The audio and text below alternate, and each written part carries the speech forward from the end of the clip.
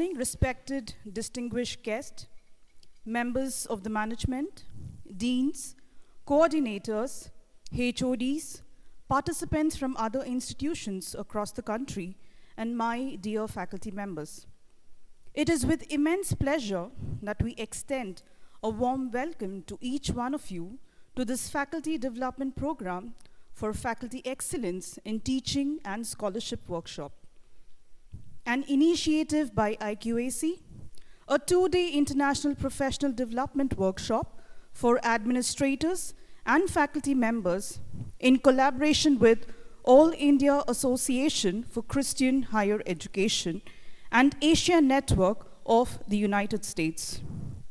Today marks the beginning of a journey towards growth, learning, and collaboration. Loyola Academy is indeed honored by your presence and commitment to the development of our academic community.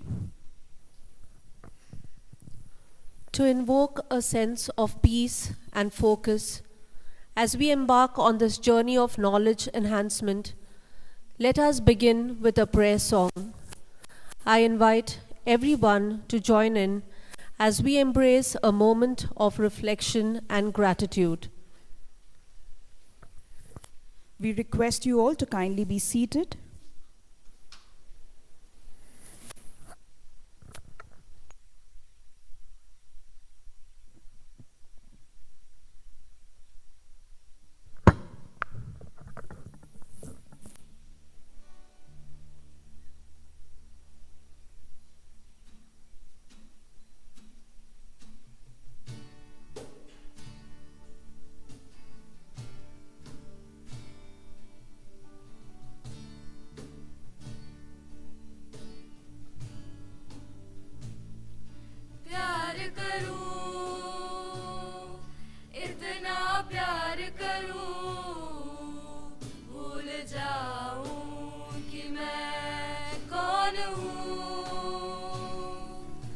भूल जाऊं कि मैं कहाँ हूँ।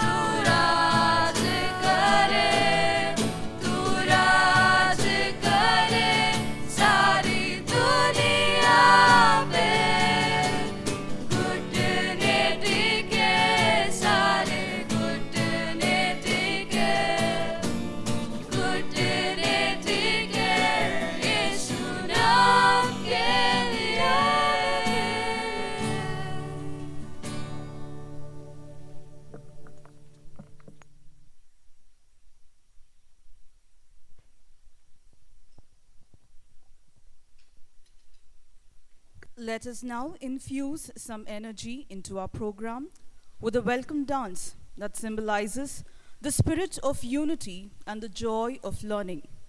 Please join me in welcoming our talented student who will grace the stage with her artistic expression.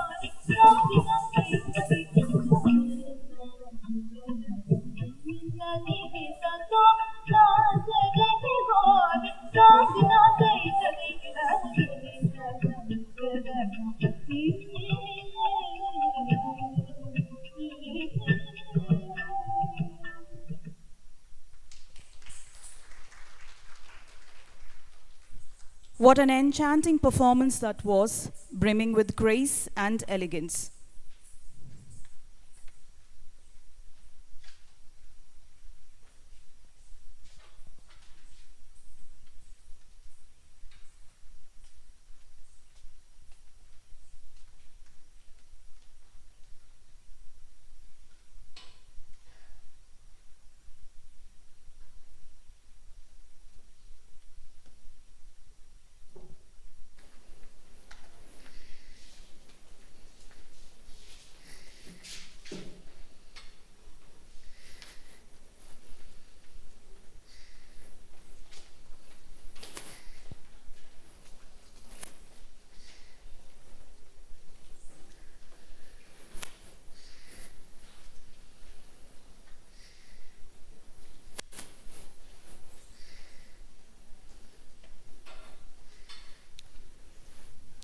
In many cultures, the lighting of the lamp signifies the dispelling of darkness and welcoming the arrival of knowledge.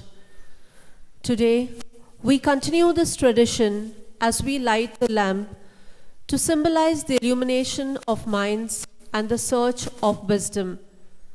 I now take this opportunity to invite our distinguished guests, Reverend Dr. Xavier Vedam, S.J., General Secretary, Aishe, ex officio, Dr. Glenn Shive, Professor Spencer Benser, Professor Melissa Fitch, Reverend Father Dr. Francis Xavier, S.J., Correspondent, Reverend Father Dr. L. Joji Reddy, S.J., Principal and President of Xavier Board of Higher Education, Chairman, Reverend Father Arul Jyoti S.J., Reverend Father Dr. A.M.J. Joseph Kumar S.J., Reverend Father A. Prabhu S.J., Vice Principals, Dr. Rama, IQAC Coordinator and the Convener, and Dr. T. Suchitra Naidu, Dean of Academics and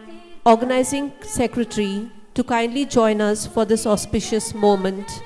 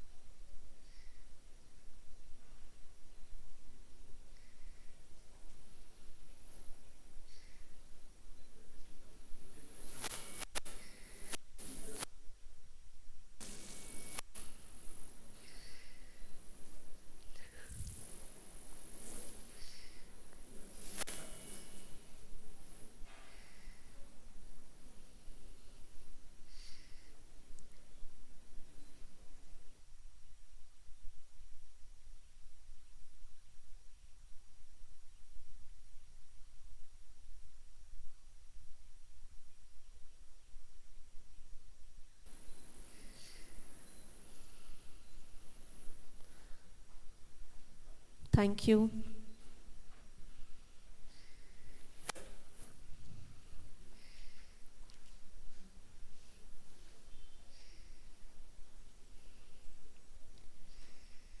We now welcome our distinguished guest to kindly be seated on the stage.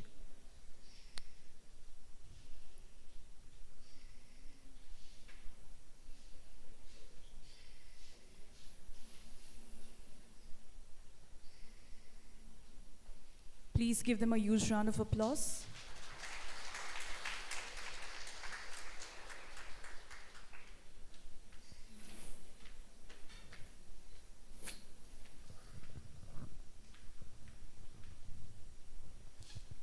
I now invite Reverend Father Dr. Francis Xavier, S.J., Correspondent, to bless the gathering.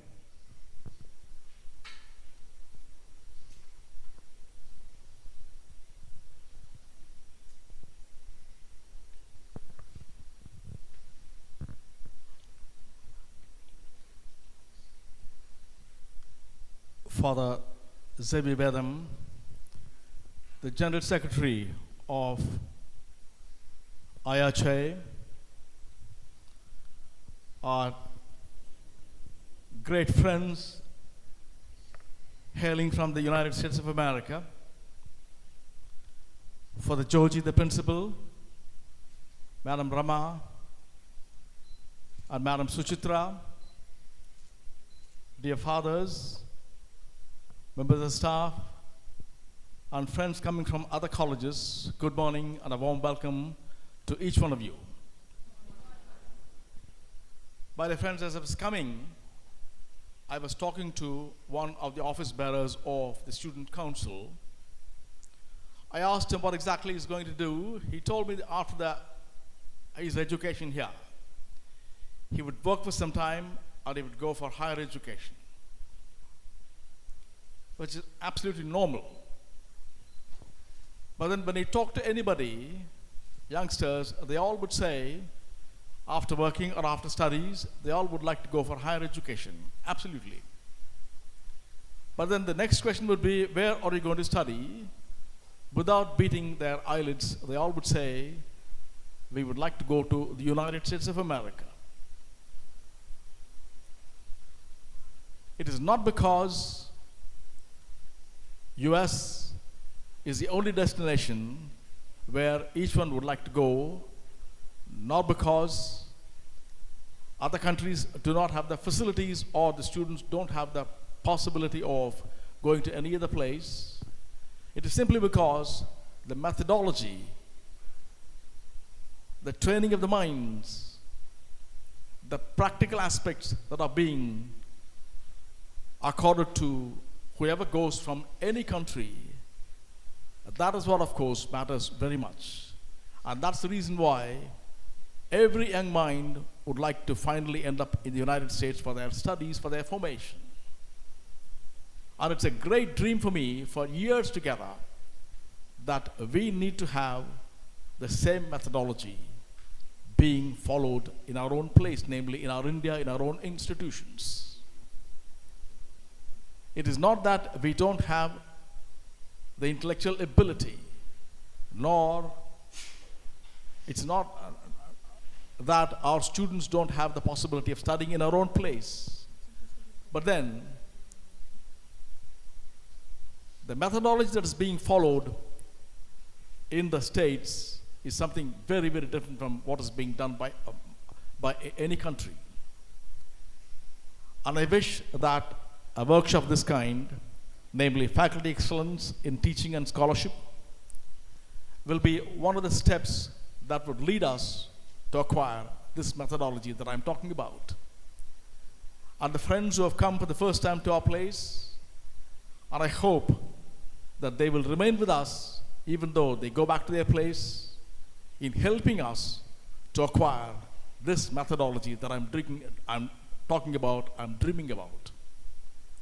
And I'm extremely grateful to Father Zebi Vedam for bringing our friends here. And I was talking to him last night, and I hope he will help us to get some people for a longer period who would remain with us in our institution in order to train all of us who are teachers in this direction, so that we will also have the same methodology being followed in our institution in order to train so many students who pass through our portals. May this first step continue to be a giant step, giant stride in order to acquire what my mind is dreaming about for many years. Thank you very much, Father Vedam, and I hope that you would help us in taking up this step. And our friends who are here, coming from the United States, will help us also to acquire this methodology, which is very, very important for all of us in order to train our young men who are coming to our portals. May God help us, and may God give us the necessary grace and the strength to acquire this. Thank you very much. Thank you, Father. I now invite Reverend Father Dr. L. Joji Reddy, S.J., Principal and President of Xavier Board of Higher Education, Chairman, to address the gathering. we have two priests on the dais. One was my vice principal, the other one who trained me to be the vice principal. Dear Reverend Father Dr. Xavier Vedam, former principal of Karmathur College and the General Secretary of IACHE, dear Reverend Father Dr. Francis Xavier, our beloved correspondent, Professor Glenn, who is very active and very vibrant, and definitely you are going to experience his activity, and Professor Spencer Belson is from Arizona. He is from New Orleans, and Professor Melisha from Arizona. Dr. Rama, IQAC, Dr. Suchitra Naidu, Dean Academics, and we have our beloved Vice Principals, Father Arul Jyoti, Father Joseph, Father Prabhu, Dr. Maryadas, Dr. Sirisha, dear Deans, dear HODs, dear invited guests, Sister Lavanya, thank you for coming all over from Vijayawada. Thank you so much. Dear other invited guests, thanks a lot for coming over here. And dear staff members and my dear student friends, good morning to each and every one of you. So in Sanskrit we say, the Gurus have come to train the Gurus. The Gurus have come to train the Gurus. In Indian language, in Sanskrit, the Guru is a teacher who is a professor. And the meaning of it is who can dispel the darkness or who can dispel the ignorance from the mind of the student. So you have come all the way from America and Scotland in order to be with us, to give your insights, in order to dispel our ignorance in the field of teaching. So these are the vibrant staff who are here from different destinations. They have come over here, and some of them are our staff, and they are going to be with you. They are very friendly. They are very friendly. And you can get whatever the insights you want to get from them. And dear friends, it's really for almost 6 months I had been planning with Father Xavier Vedam to have this conference over here. And my heartfelt thanks to Father Xavier Vedam for realizing this conference in Loyola Academy.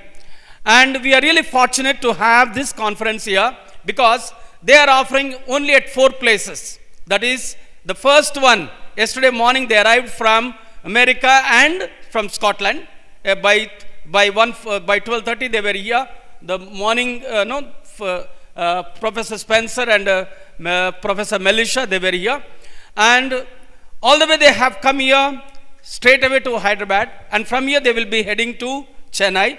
And in Loyola, Chennai, they are going to have one conference. And from there to Bangalore, St. Joseph's University, they are going to have another conference there.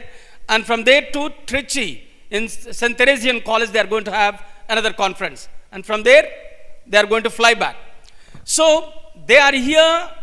Of course, this is a win-win situation where they are going to learn from us and we are going to learn from them. And maybe sometimes right in the beginning, initial stages, we may not be accustomed to their what we call pronunciation, but still we can make it up. It's going to be a beautiful seminar, and some workshops will be there. But today you may have to stay back till 6 p.m.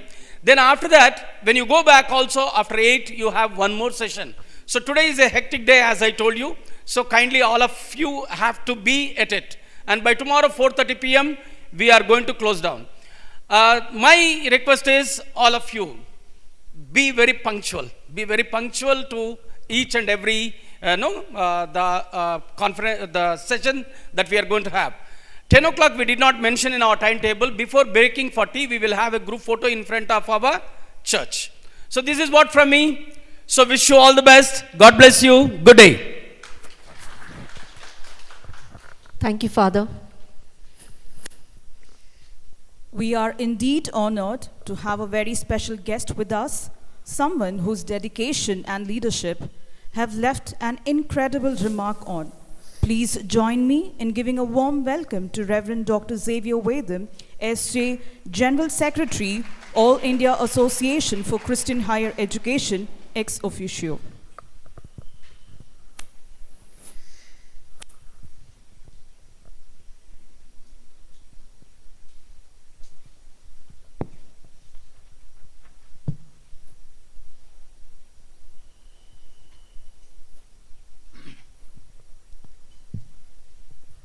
Respected Dr.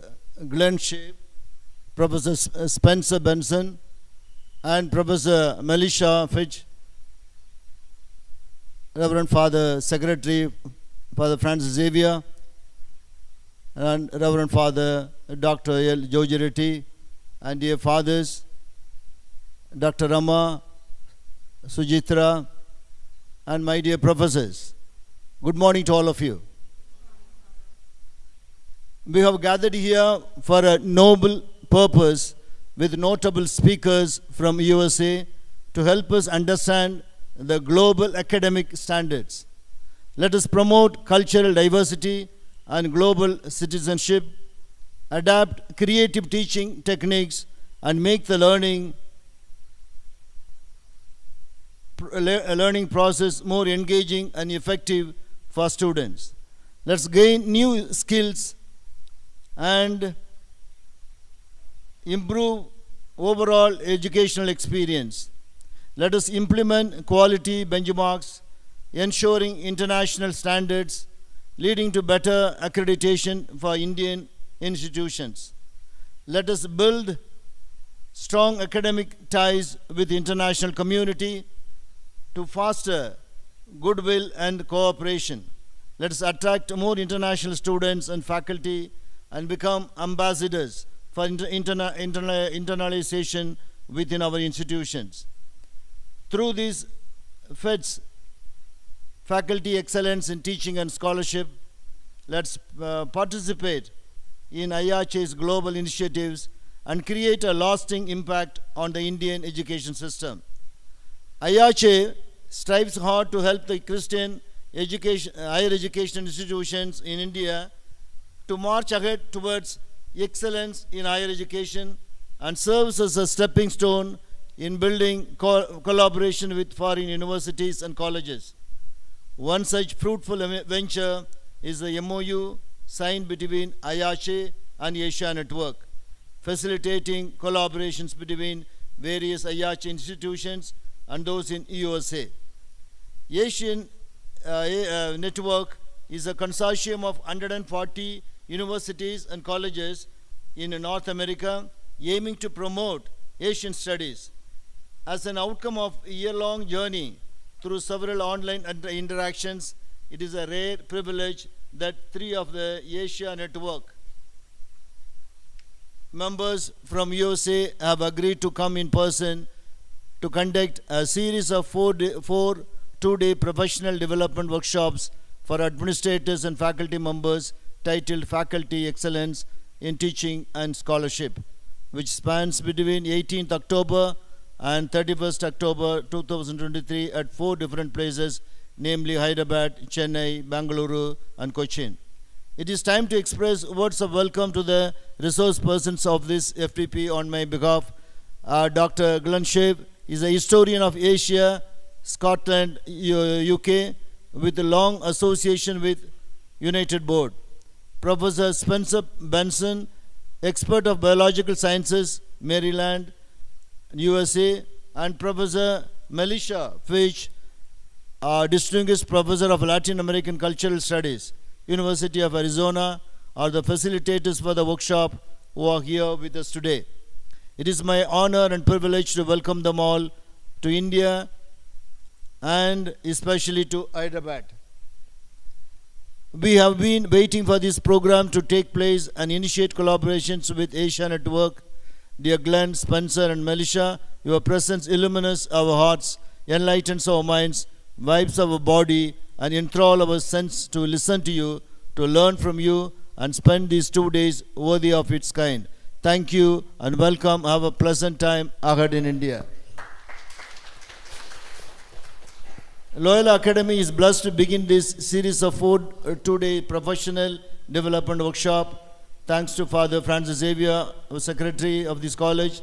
Thanks to Father Principal Dr. L. Yogiretti and Dr. K. L. Rama, a coordinator, for making this possible, and Sujitra, one of the other coordinators. I wholeheartedly thank you all and welcome you all for this wonderful session.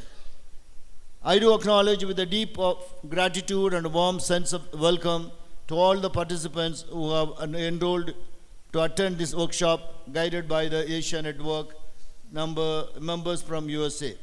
You are all privileged to be here, and I am sure that you will take away 100-fold in abundance. By participating in the 2-day International Faculty Development Program, you can gain valuable insights, enhance your teaching and research skills, and contribute to the overall improvement of education and scholarship in your respective institution. The objectives of the workshop: to expose ourselves to teaching in the post-pandemic context, ICT tools for effective and interactive teaching, influence of artificial intelligence, outcome-based education, and assessment strategies. In addition, a few members would join online at 8:45 p.m. today to share their domain of expertise and trace the intersection of interest between the Asia Network members and those of IACHE member institutions. The open space in the workshop would set a platform to construct research collaborations among IACHE and Asia Network colleges. International faculty development programs are instrumental in elevating the quality of education, research, and overall academic standards in India. They contribute significantly to the global integration of Indian institutions and enhance the overall learning experience for students. Thus, let's learn from one another, teach each other, and adopt means and methods, techniques, and to make ourselves better teachers with academic standards. Once again, as the General Secretary of IACHE, I welcome you all. Have fruitful deliberations ahead. Thank you. May God bless you all.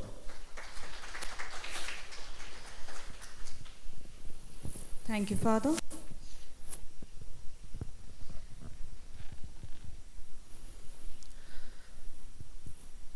Felicitation is a heartfelt expression of acknowledgement and honor bestowed upon individuals for their noteworthy achievements, contributions, or distinguished presence. It is a gesture that resonates with gratitude, admiration, and the collective joy of recognizing and applauding individuals who have made a positive impact. I now invite Reverend Father Dr. A.M.J. Joseph Kumar S.J., Vice Principal, to felicitate our esteemed guest, Reverend Dr. Xavier Vedam, with a shawl, and Dr. K. Rama, IQAC Coordinator and the Convener, to present a sapling to our guest. I also request Reverend Father Dr. Francis Xavier S.J., Correspondent, to felicitate our guest with a small gift as a token of gratitude.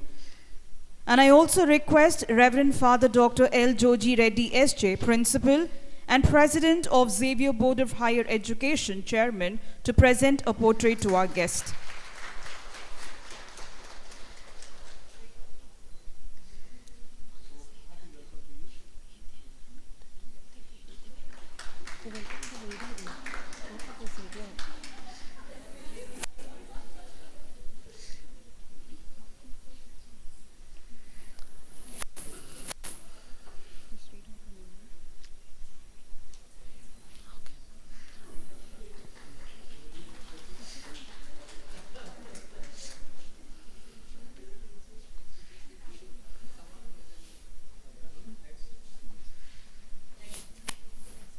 I now invite Reverend Father Arul Jyoti S.J., Vice Principal, to felicitate our guest, Dr. Glenn Shive, with a shawl and Dr. Ratnavani, Dean of Arts and Humanities, to present a sapling to our guest.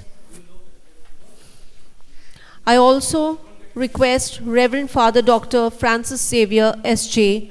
to felicitate our guest with a gift as a token of gratitude.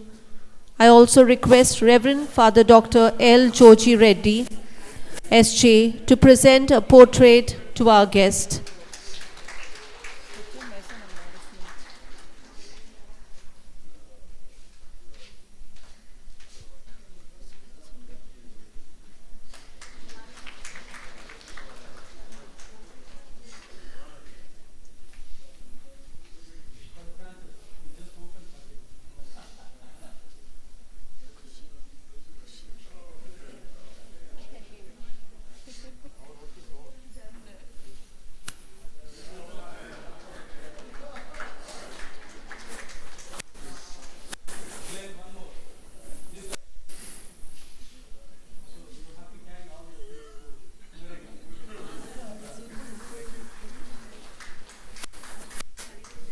I now invite Reverend Father Anthony Prabhu S.J., Vice Principal, to felicitate our guest, Professor Spencer Benser, with the shawl, and Dr. T. Suchitra Naidu, Dean of Academics and the Organizing Secretary, to present a sapling to our guest.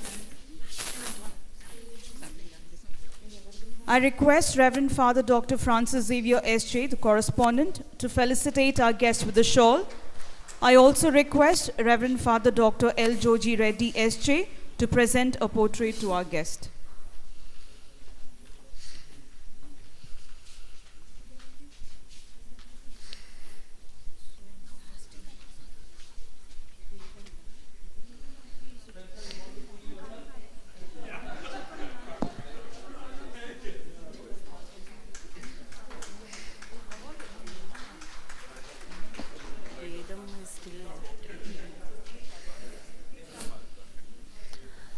I now invite Reverend Father Dr. A.M. Joseph Kumar.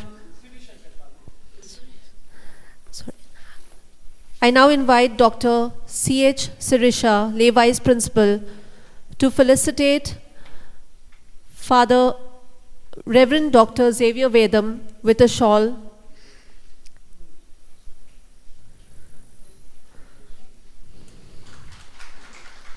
Dr. Rachel Dennis, Dean of Management, to present a sapling. I request Reverend Father Dr. Francis Xavier S.J., correspondent, to felicitate our guest with a gift. And I also request Reverend Father Dr. L. Joji Reddy S.J., Principal, to present a portrait to our guest.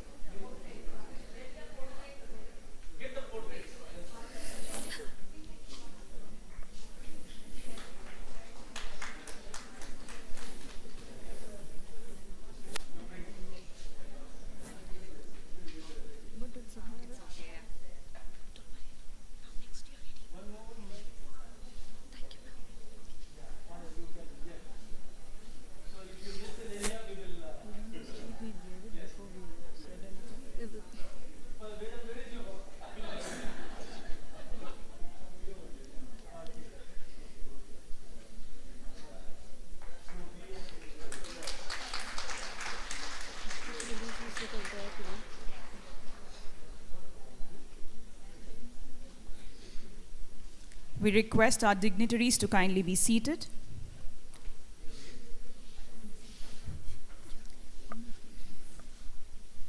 I now take this opportunity to invite Dr. Anita Mary, Dean of Informatics, Dr. Vijay Lakshmi, Dean Research, and the dignitaries on the stage to kindly come forward.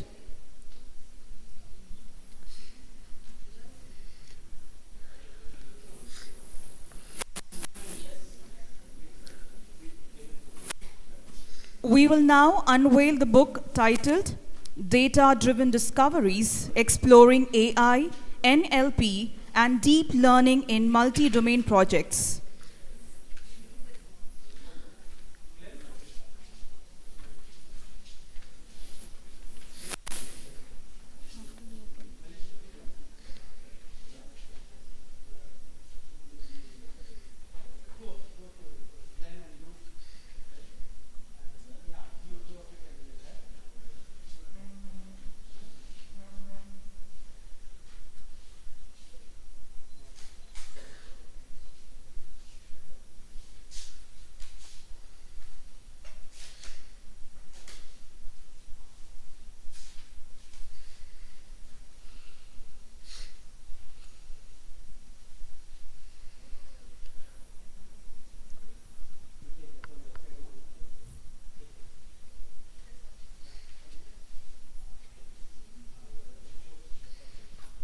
Kindly give a huge round of applause.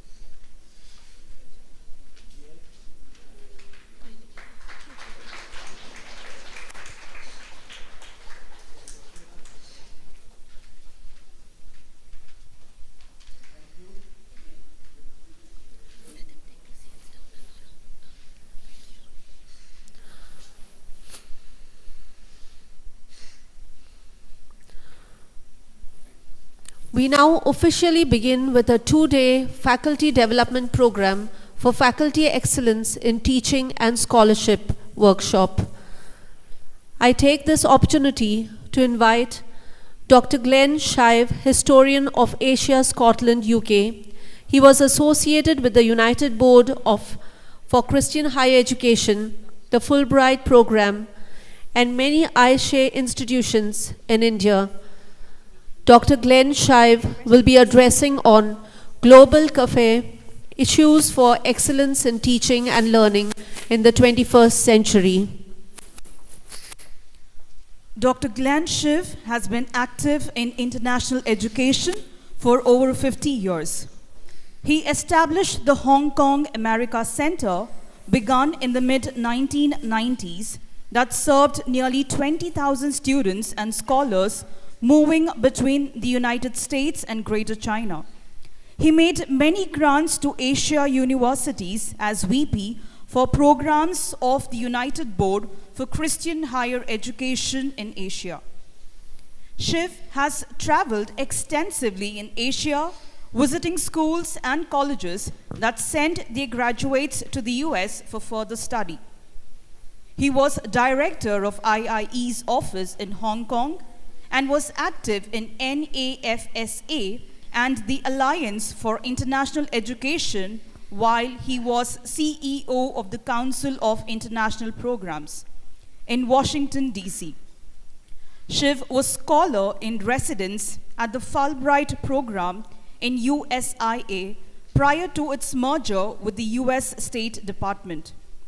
He was assistant dean at the East-West Center, recruiting Asian grantees through Fulbright commissions from Japan to India and American grantees from universities across mainland USA. While directing the Board of Governors Bachelor Degree Completion Program at Governors State University in Chicago, Shiv was an early advocate for transnational online education to augment in-person international exchanges. Shiv studied at high school in Switzerland and at Oxford University and the Free University of Berlin. He studied Chinese language in Middlebury, VT, Taipei, Taiwan, and Shanghai, where he also taught American studies at East China Normal University. Shiv researched higher education in China at the Fairbank Center at Harvard and was for a semester on sabbatical at Peking University, writing on American studies in China. Shiv has a PhD from Temple University in Asian history, speaks Mandarin, and teaches Chinese history as the CY Tung Scholar on the semester at sea. He has edited several books relating to academic mobility. He now lives in Perthshire, where he relates to Scottish universities and volunteers with the Shawan Trustee of Dundee, which assists internally displaced people in war-ravaged Ukraine. We welcome you, Professor. Kindly give a huge round of applause. Thank you very, very much. much. It's a great honor for us to be here and to receive these gifts, especially of your attention and your coming here today and for tomorrow. And we are looking forward to a wonderful time together. I must tell you, it was not hard to convince my two friends and colleagues, Spencer Benson and Melissa Fitch. Do you want to come to India? Yes, was the answer right away. And this has unfolded in a wonderful way. So we are the first of a series of workshops here at Hyderabad and Xavier Academy. It's a wonderful place to begin this new venture.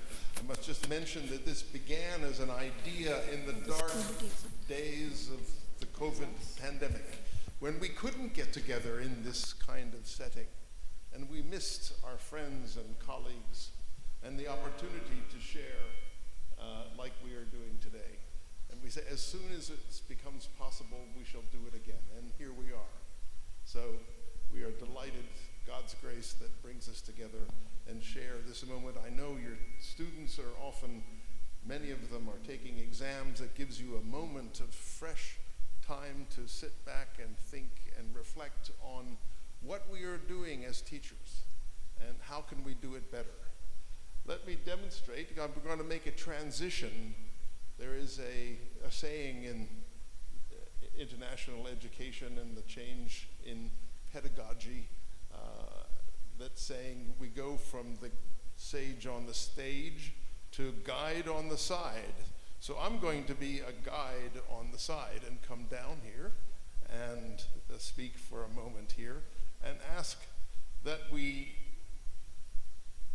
now look at this lovely room with all of us here, this unique moment when we share common presence with each other as teachers, as pedagogues, as scholars in our own intentions to make ourselves better and to share this life with our students.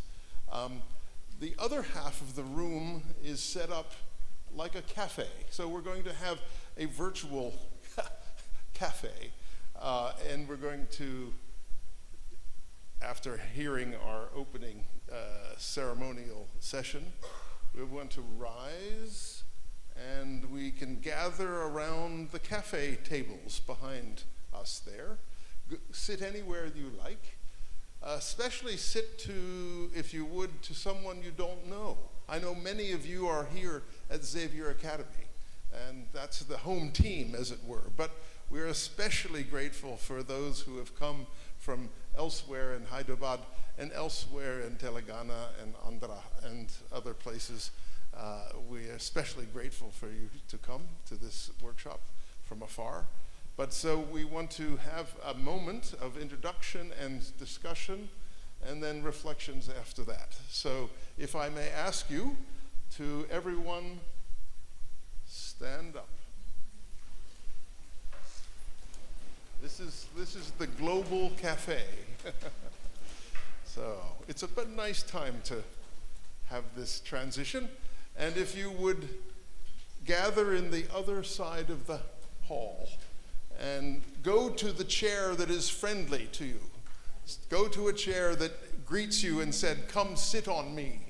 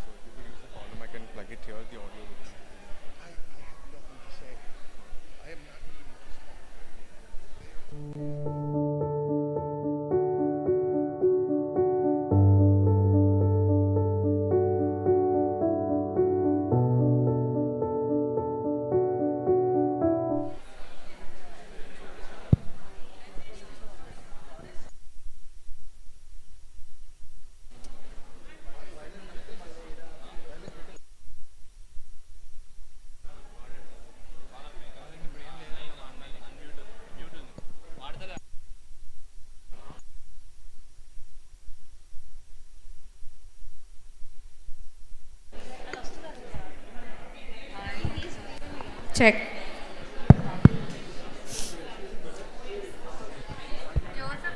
I'm asking him. Professor Glenn on the stage. Yeah.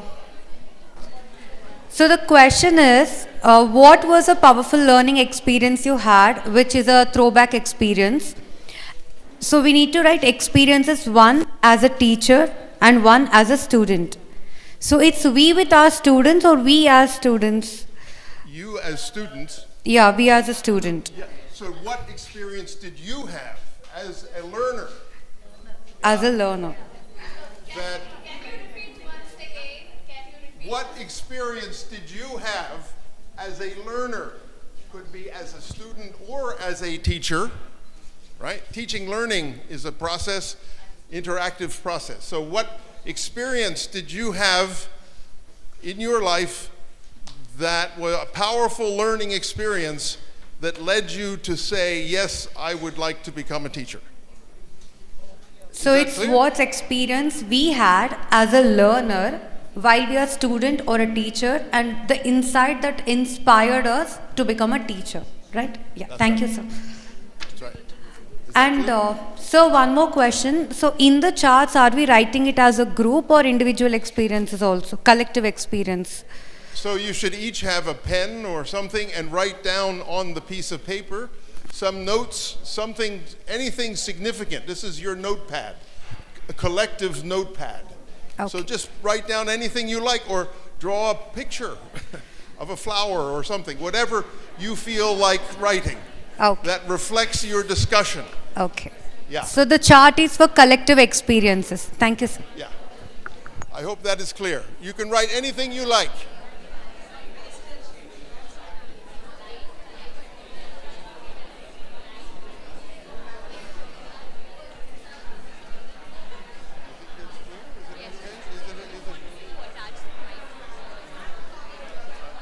I don't think I think interference. They said I.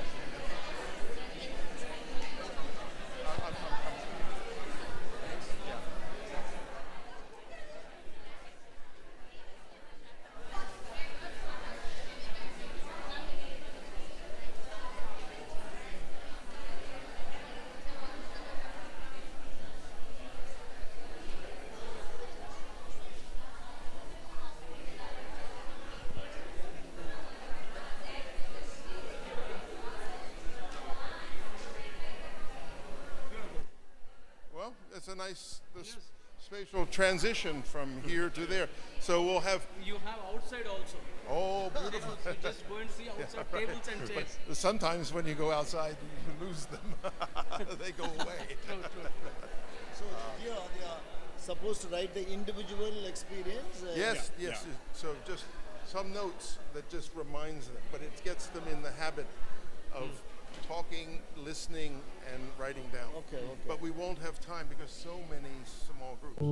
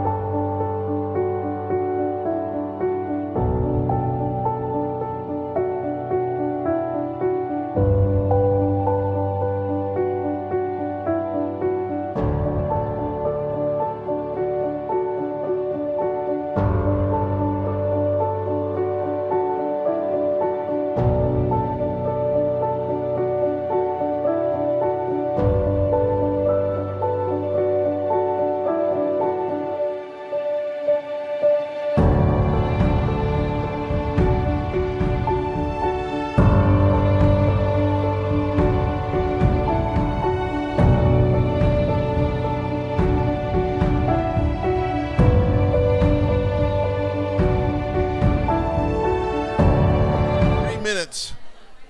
3 minutes.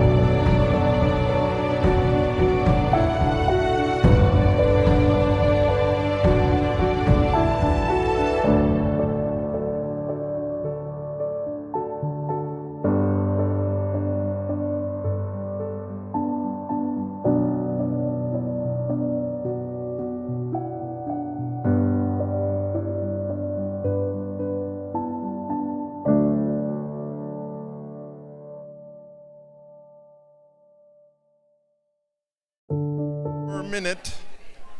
Just 1 minute.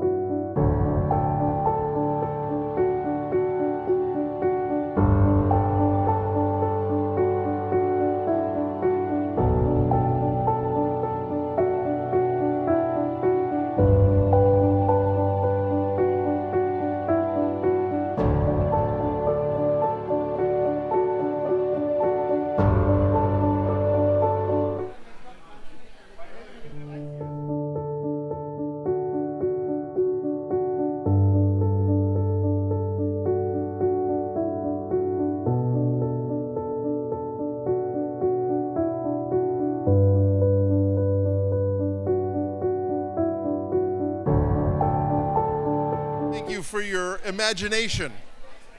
You had to discover who is with you. You had to talk about your an important inner experience, and you had to express it in some way, all in 15 minutes. Amazing, amazing. So, would you please wrap up? Take 10 more seconds to finish writing. 10 seconds.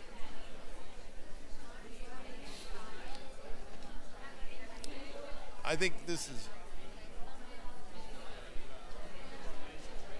the inspiration is flowing, isn't it?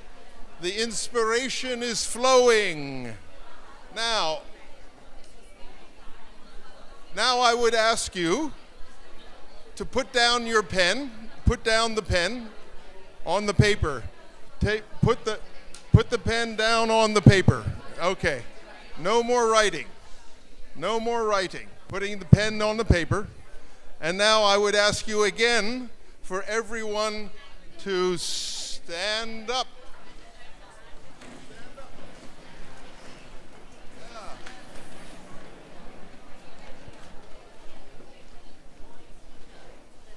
Very good.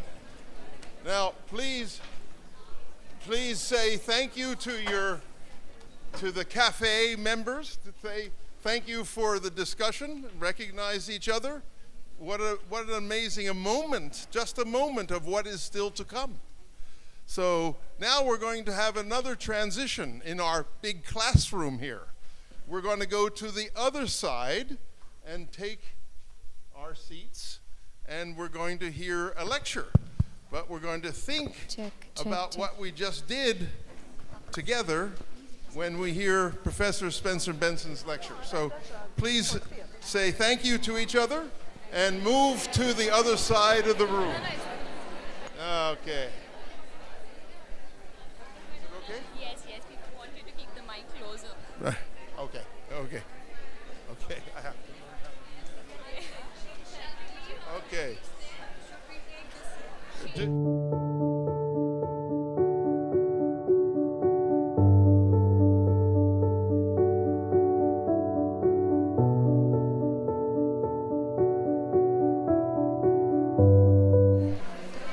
Kindly leave your sheets on your tables.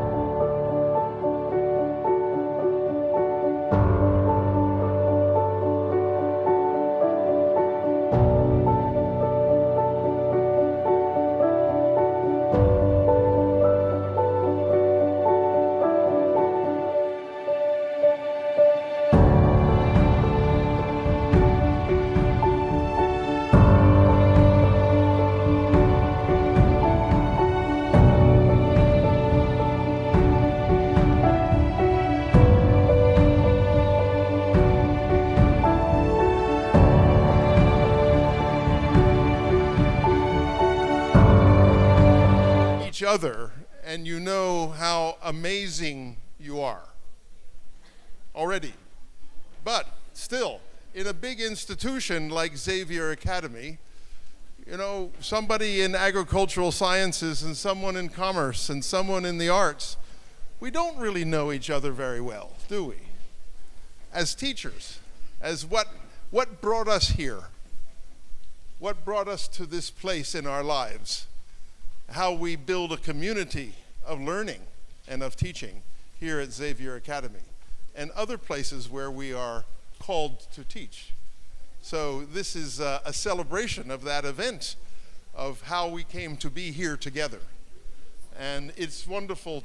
After COVID, right? We were isolated from each other. We didn't have this kind of moment. And how now we appreciate it so much. So thank you for that, participating in that exercise. In many exercises, you hear something, you hear maybe it's clear, maybe it's not clear, but you figure it out, right? So we will return to those groups. We let the papers on the table. We'll resume the conversation later in the workshop. But now we're going to turn to my good friend, Spencer Benson, who's been introduced. He's from the University of Maryland, Washington, D.C., and he has been in Asia for a long time, and he is an expert in Asian higher education, and he has been doing many workshops like this, and the title of your talk is 20th Century Teaching and Learning in a Changing World. That sounds right, huh? The time and the place. Here we are. So, Professor, please.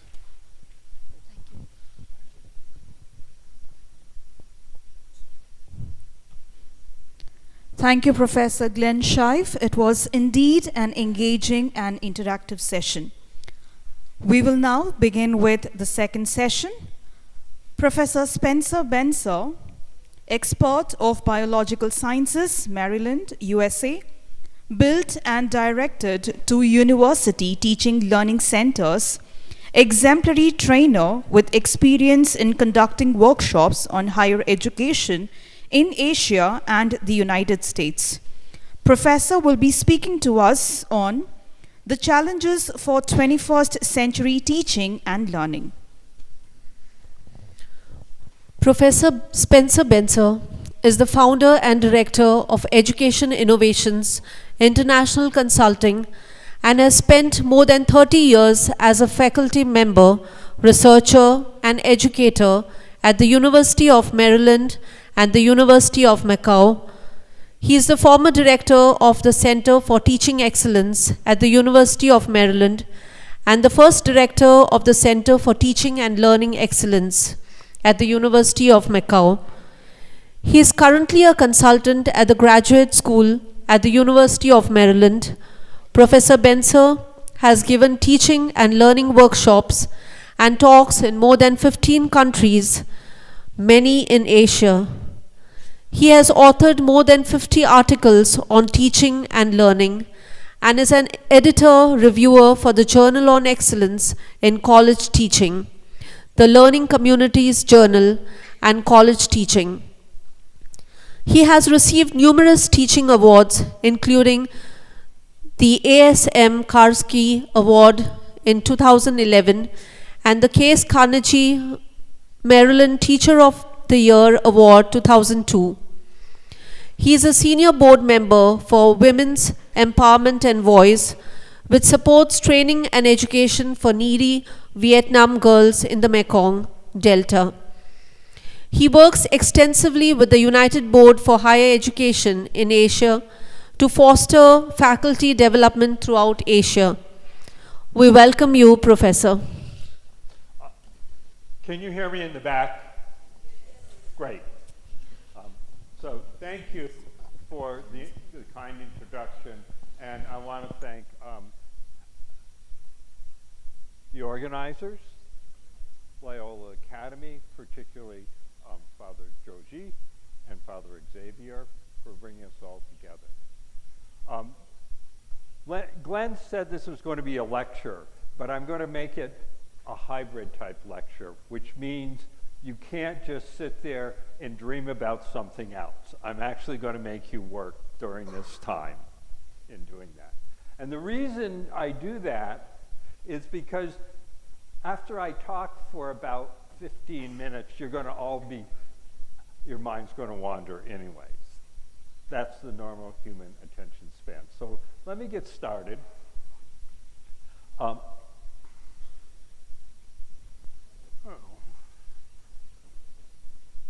There we go.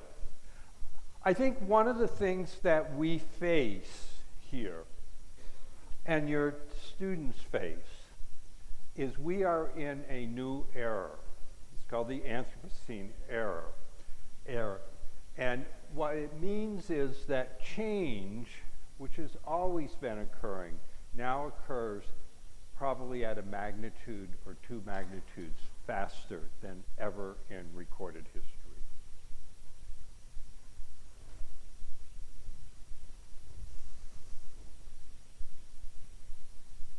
So this is what we'll do. We'll talk about a changing world, some different generations. I'm going to spend a fair amount of time on outcomes-based education because I understand here and across India, institutions are being asked for higher accountability and being looked at by society, by the government, by other administrators on it. How many here are familiar with understanding by design or backwards design? Anybody here? Oh my, I can't believe this. I'm going to tell you how to make your teaching at least twice as easy on it by using understanding by design or backwards design. It's been around for almost 25 years in the US, and it started in K-12. It's the best way of organizing a class I know, and it works, and it cuts your work time. And then I'm going to talk a little bit about the emergence of artificial intelligence and the impacts it's having on education. Skip that one. This is where I want to start. And the world is changing. And it continues to change. But the rate is changing here.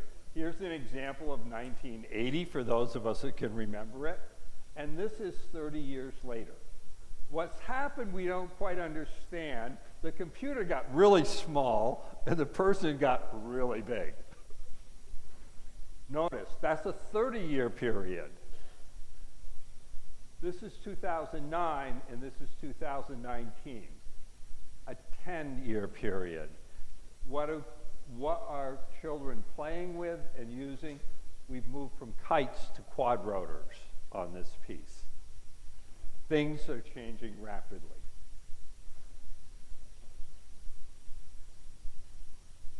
How do we know that? This slide is actually quite old now.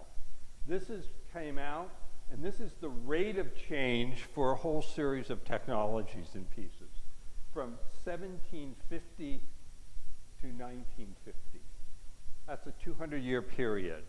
For those of you in science, this is called an exponential curve. This is the linear piece, and then it goes exponential. And that's what has been occurring. This is 2020, 1950. Look at this exponential rate on that. This is what your students are going to have to deal with. This is what you have to deal with. The best example I had before ChatGPT and AI was one of the games, Pokemon, came out of Japan, and it went to 1 million and worldwide in a matter of a couple of months. ChatGPT and AI came about or really hit in November, less than a year ago, and now there are books and courses on using this. It has affected everything. This is what your students are going to have to deal with. I don't as much because I'm retired, but this is a rate of change. You really need to think about this. What we've been doing for the last 5 generations, the last 50 years, and if we looked at this, and I came into your classroom, much of this would look like what we were doing in the 1600s, which was somebody standing up here, lecturing, and you copying down. 1500s educational approaches won't work today. 20th century education approaches won't work. We need to move to 21st century educational approaches. And that's what I want to talk about to a large degree. I'm going to segue just a little bit, because I recently was at a conference and somebody talked about this. I want you to think about what generation you are. I know which one I am. I'm one of these rare people. There may not be any silent generations here. Right, Glenn? You're not there yet. That is, if you were born before 1945, there. So this is 46 to 64, 65 to 80, 81 to 96, 97 to 2012. Yeah, we can do this. How many of you were born before 1964? Look at the number, right? There's just a few of us. We were known as the workaholics on that, and work was our life. The important thing here, and I'll come back on the next one, is the differences. How many of you were born between 1965 and 1980? Okay. Gen X, a lot of Gen X people. How many of you were born between 1981 and 1996? Even more. These are the millennials. These are the people you got to really convince. The other ones, we're all on the downhill side. These are still, how many of you were born between 1997 and here we have Gen Z. But we're not, Gen Z is past. We are now in Alpha. So these are the teachers, the baby boomers. There's not many of us left. A fair amount here, right? And note here, I want to just the last one. This is work-life balance. This is a big topic of conversation in the US, but I expect it is everywhere, particularly for faculty members and particularly for your students. Those of us who are baby boomers live to work and we use analog technology. The Gen X people, generation,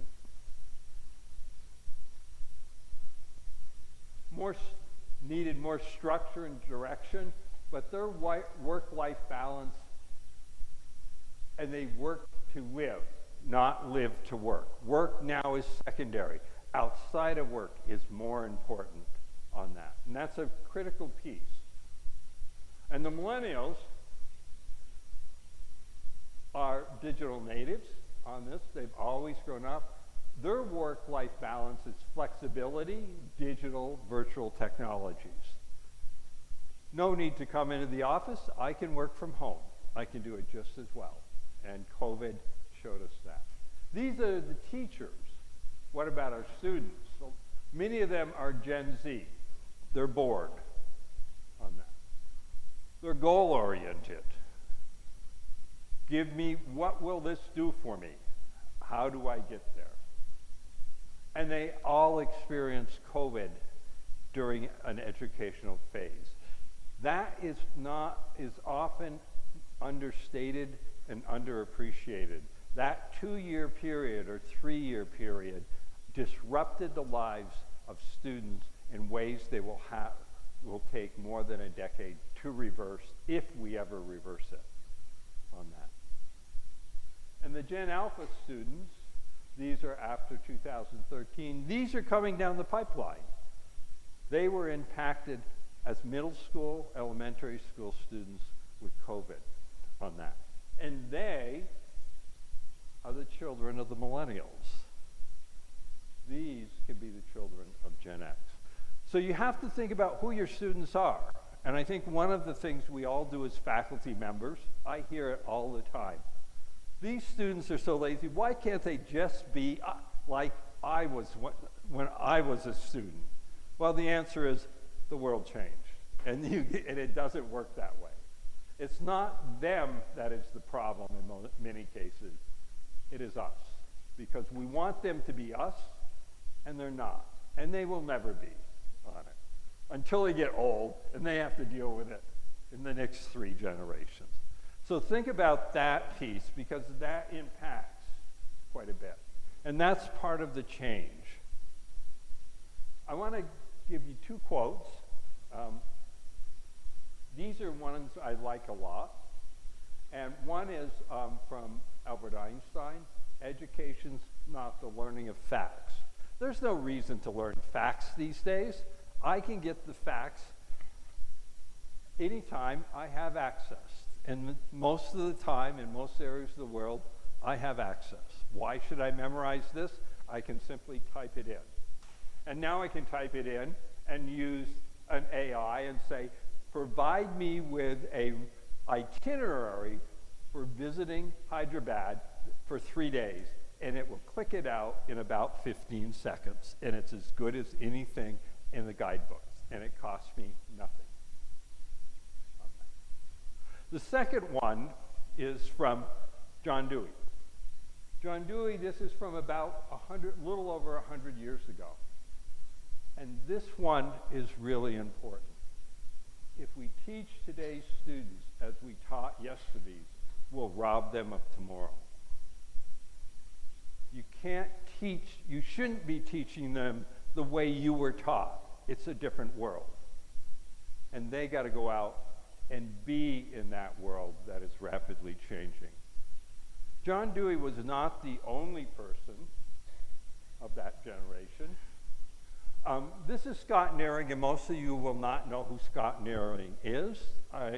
But now you can find out by simply typing it in to your favorite search engine or your favorite AI and say, who was Scott Nearing, and what was his role in education? And what it will tell you is that in the 1910s to 20s, as a progressive socialist, he went around to look at progressive education in the US and found exactly what we're trying to do today and published it. There's nothing new about getting students engaged and making learning meaningful. It's been around for 100 years or more. But I like his quote, and this is at a system level. Does our present education system serve the needs of our students and communities as public institutions, as a part of the social fabric and structure of the modern world? Are we serving our students and our communities? Or are we serving the dictates of the system? Often the dictates of the system is, it worked for me, it should work for them. And that's often not a correct statement because of the generation changes.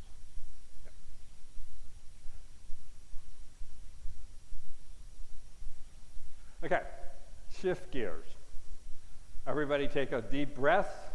That was all the background, that's the history. This is what's happening, this is what was going to happen. How?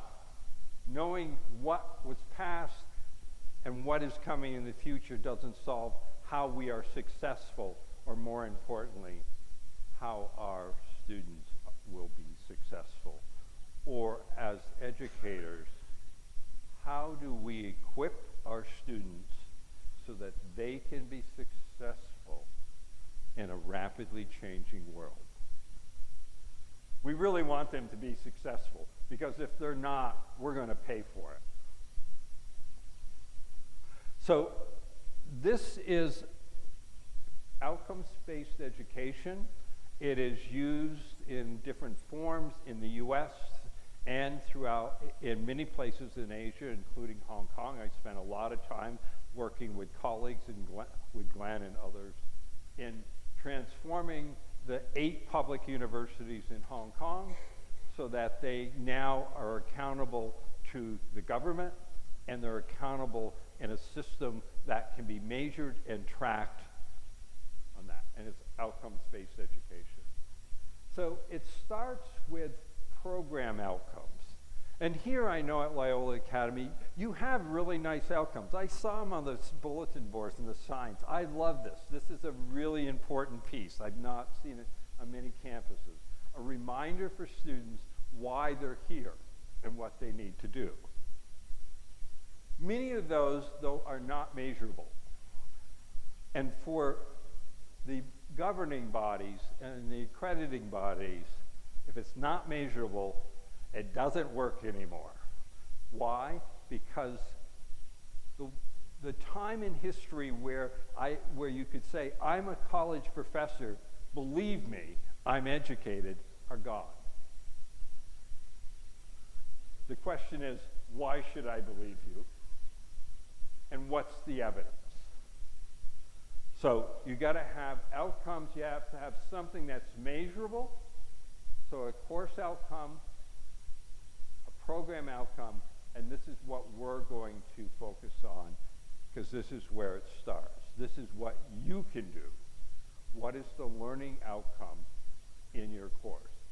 My colleague is going to give you an outcomes for her next talk. I didn't put them in mine, but she will on that. So what are you going to take away? And how will we know if you took it away?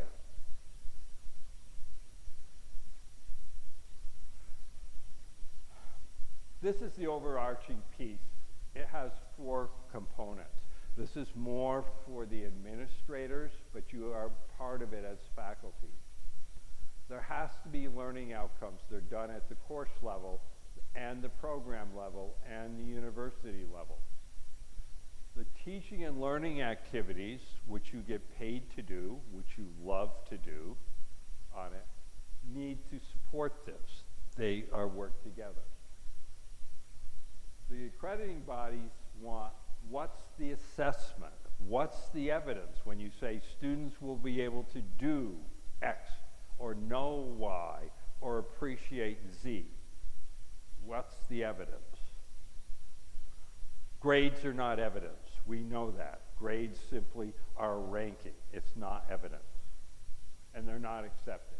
And then what's most important in the US, but also in Hong Kong, what the governing and accrediting bodies, both at the government level and at professional levels such as engineering, business, and other ones, how are you going to use this information to improve the program and the course? That's in the US. That's what, when we're accredited at the University of Maryland, that's what they want to know. They don't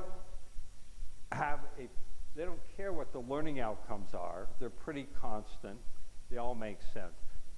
How will we know if we did it, and how will we know when we didn't, and how will we fix it?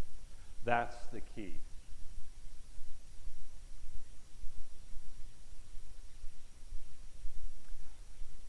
If you go to the literature, and I'm only going to put this up for a couple of seconds, these get, like everything in academics, it gets tied up in terminology and people fight about what's the right term. They're all right on it. I use this one, learning outcomes. There are IO, intended learning outcomes, meaning you intend it, but you don't know if it's going to happen. There are learning objectives, same thing. And then there are standards and learning standards on this. All kinds of different terminologies. They all mean the same thing. What will the students know, be able to do, or appreciate as a result of that course on it?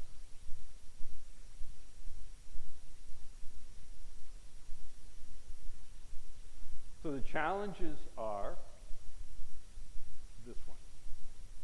How do you measure?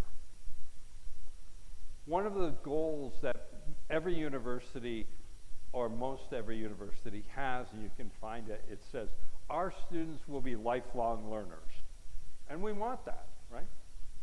I have no idea how you measure that in a 4-year period on it. Their life is not 4 years. It's 40 plus. So we can't. It's a goal. So designing measurements has to be aligned with the outcome. So if the outcome says this student will be able to write, then you can measure it. They write and you grade it.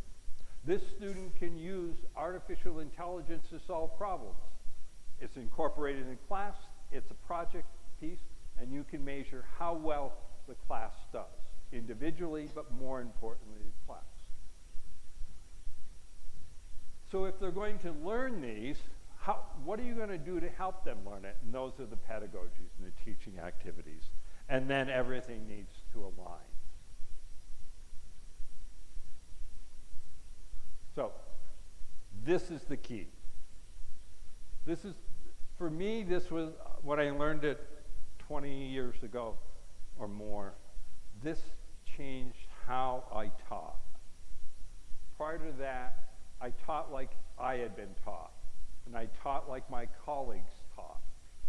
Here was the book, I'm teaching microbiology. What will they know? Well, we'll cover chapters 1, 5, 4, 8, 16, 22, and these will be the topics, right? Not a good way. How will I know? Well, I'll give a test. Then I didn't write the test until after I gave the lecture, right? Because I needed to know what I talked about on that. And then, so this one here, we start backwards. We start by determining for each and every class, what will our students know, be able to do, or appreciate at the end of the class that they did not know at the beginning. Okay? Pretty straightforward. Once you have that, the next question is easy. How will I know if they did it? And then that is your assessment, right? So if my goal, my outcome is my students will be able to critically read literature in X, then how will I know that? I give them on the test or on a project, they got to go and read literature and produce a product, which results in a grade. And then I have a measure of the course and the student. And then plan the activities. Again. So if I want to know if they can critically read primary literature, then one of my assignments, or one of the things I do in class, is help them learn to read primary literature. Could also be solving a math problem, could be doing a spreadsheet, could be doing a business plan. It is discipline independent.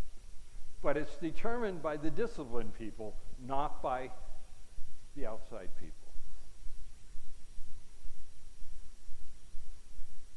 And that's why it's called backwards design. Because normally we started here, we'll cover chapters X, Y, and Z, then we'll give the test, and then we'll decide what they learned instead of the reverse. And that's why it's called backwards design. Learning outcomes. I'm going to leave this up, but I'm going to stop talking for a few minutes. Think about everybody. Think about a course you're teaching or will teach or have taught last semester.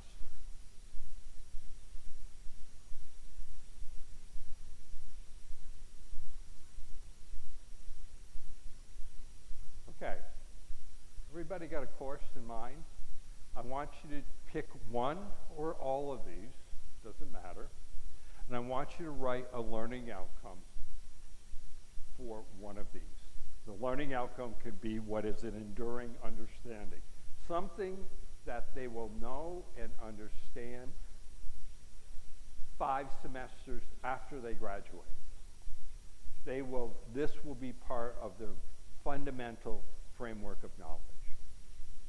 Or something that is important to be able to do or know.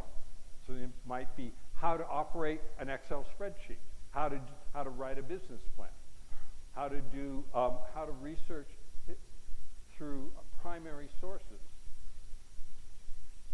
how to streak out microbes and identify what they are.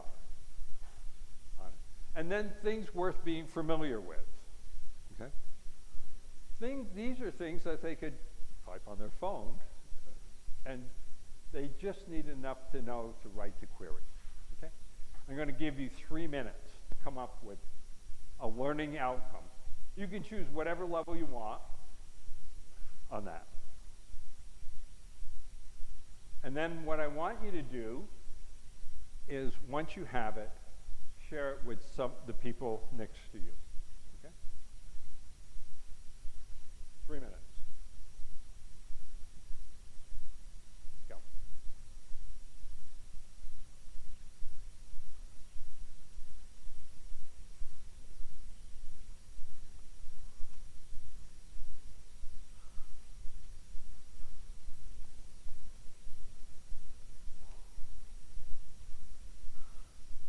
You got it. What do you teach? What do they pick one of those? I'll go back if I can. What do they need to know how to do something that's really essential if they're going to be an accounting major at the end? Just write it down. One thing.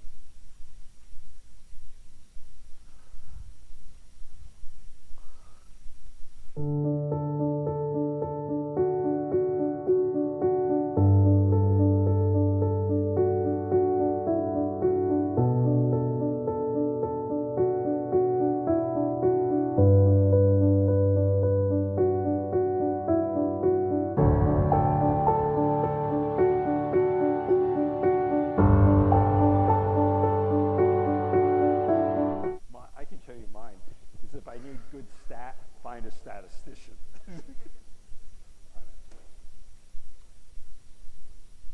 What do you teach? English literature. Okay, so of those pieces, what do they really need to understand or be able to do? It might be the second one. Just came and sat down. I didn't even look at it. Okay, I'll bring it back. I'm going to back up a few slides to remind people. One of these, okay?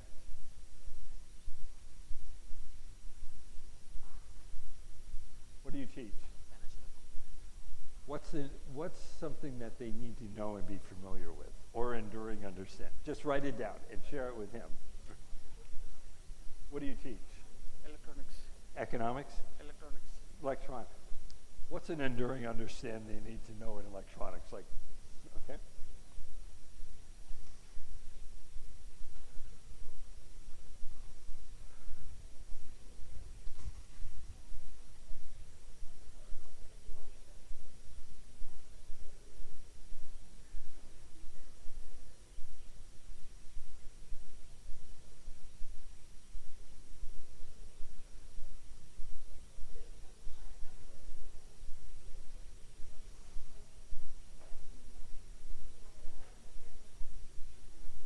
Any one of them. Yeah, I know. It is. Yeah, it's something they need to know or understand for this course on it. To know and do. Important? Yeah, important to know and do. Enduring means that it's fundamental to discipline. You got one? Yeah. So I teach mass comm students. I have written media presentation skills or anything that are related to interviews. And important to know and do, important to conduct it around the campus, which is on field. And enduring understanding is show me the output, and then I can reteach them again if there is anything. And they're all prepared to go into the industry once they Can you put this in a phrase that the students will be able to show, just change? I'm not quite sure what show is, or maybe it's demonstrate. You may be okay. Students are industry prepared. Yeah. Okay. I'm going to bring everybody back. Thank you. In doing that. It takes a while to do these, and when I write them, I start with a statement that says students will be able to. And I'll give you an example from a course I taught for many years on this. The hardest ones to do are enduring understandings. And so I'll give you an example. When I taught genetics, an enduring understanding is the students will understand the relationship between diversity and evolution. Okay? They'll be able to describe to me the phrase that says, metabolic diversity drives genetic diversity, which drives metabolic diversity. That phrase doesn't make any sense to most people, but if you truly understand genetics, that phrase sums up evolution completely on that, particularly microbial ones. So what I want you to do, this is a good thing to practice, and often we do this in groups on that. At the University of Maryland, no course is approved now. No new course is approved unless it has 3 to 5 learning outcomes. It will not get through the approval process. And every course has to have them. Every program has to have them. And the university has to have them. This is also true at the University of Macau and the 8 Hong Kong universities.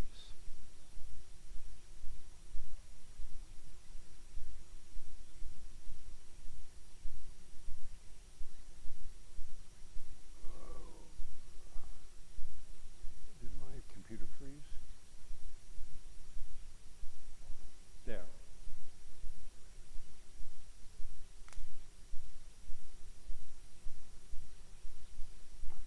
We're going to skip this one. We're going to skip that one. If we had more time, I would have taken you through that. And it's a good exercise to do. And it's one that's often really done when I do it in Maryland and when we've done it in Macau and other places, is to do it at a departmental seminar. Why a departmental seminar? Because the department is going to teach a series of courses from beginning to end, And there helps to have alignment on that piece, so that the same thing is not being taught in the intro course and being retaught in the second course and being retaught in the third course. This is an example of one from one of my courses, and I taught it for a long time. It's called Microbes in Society. It's a general education course, which means it's not required by anybody, but all students have to fulfill a set of requirements across the varying disciplines. It is challenging and fun because it's probably the only science course these students are going to take. Many of the students were elementary, pre-elementary, middle school teachers on it. They're not going to be scientists or biologists unless they switch majors. But as teachers, they will impact thousands of students, and on a personal level, if you don't have basic understanding of microbiology, you are putting yourself and your family at risk. COVID-type things will come around again. The flu is here. Food poisoning's here. Everybody I talk to, I say, I'm going to India. Don't drink the water. Why? On that piece. You need to know. Turns out that without microbes, there's no life. Microbes are responsible for all of your food, directly or indirectly. No microbes, no food. No microbes, no alcohol. No microbes, no medicines on it. You contain 100 times more microbial cells than you do human cells. From a microbial standpoint, we are just really good mobile units. This is my outcomes. Students will be able to describe basic principles, concepts, language of microbiology. That's discipline specific.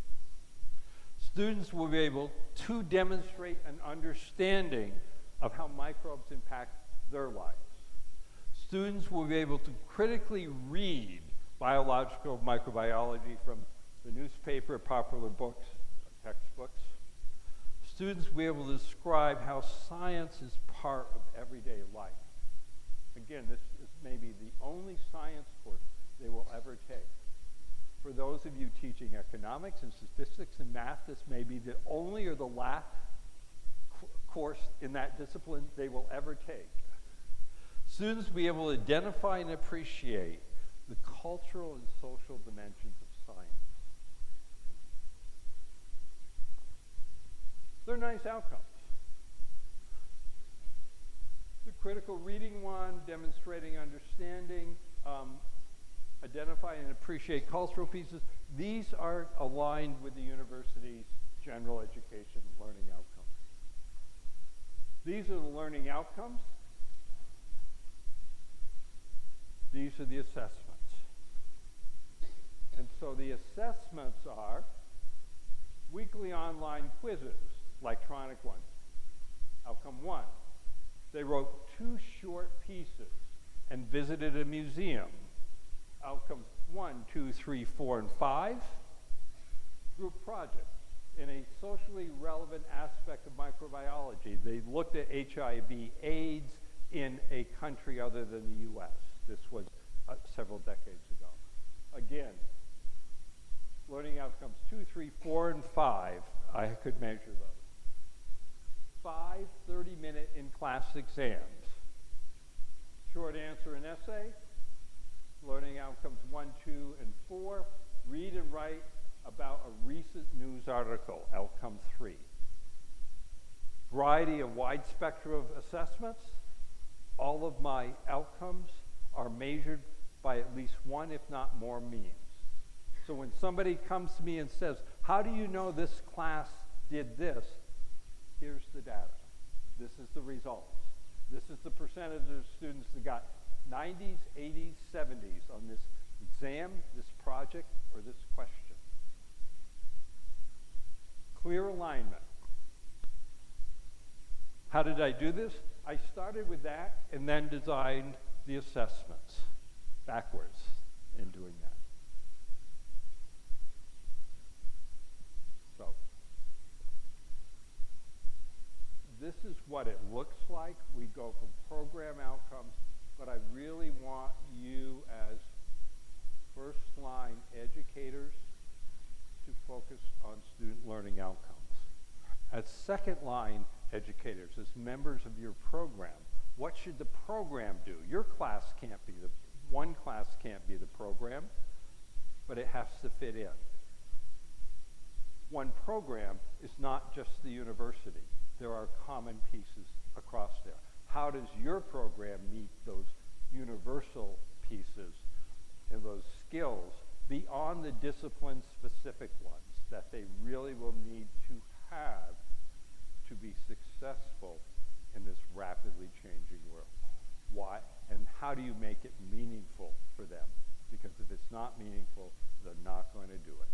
Or they're going to do it and forget it.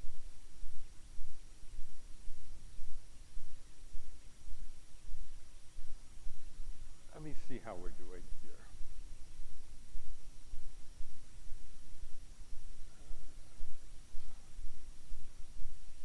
We're at 11. We got about, what? I have 30 minutes. Wow. Then I get to stop talking on it, because I won't need quite that amount on it. So here's what I want you to do. Your discipline is important, clearly.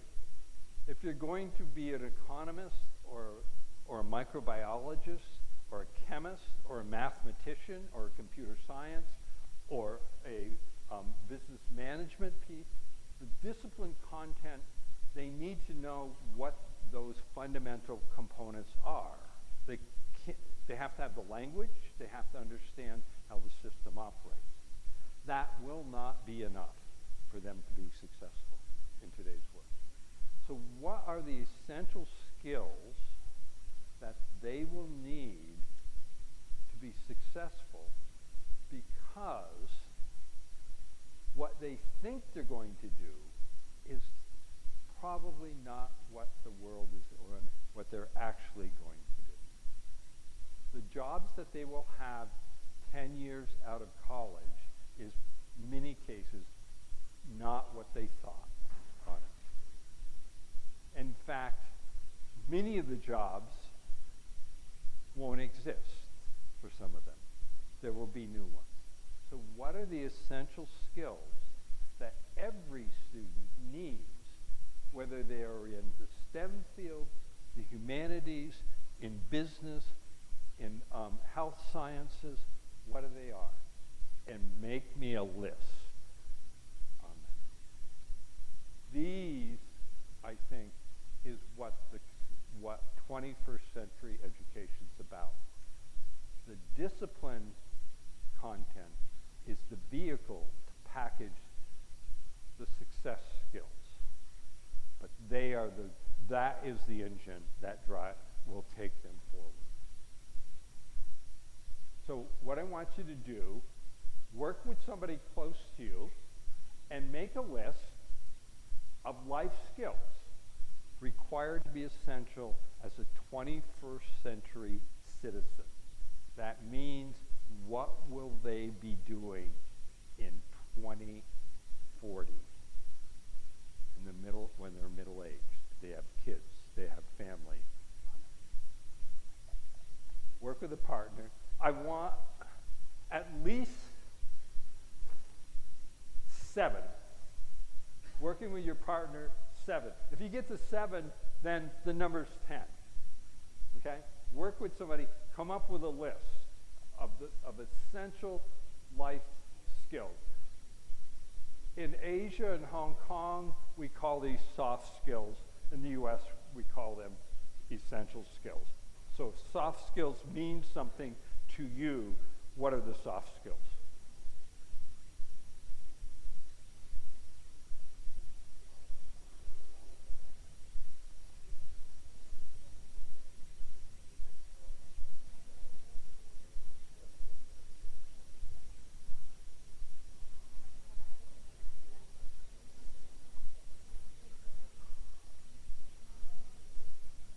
What are the soft skills that you use every day that helps you be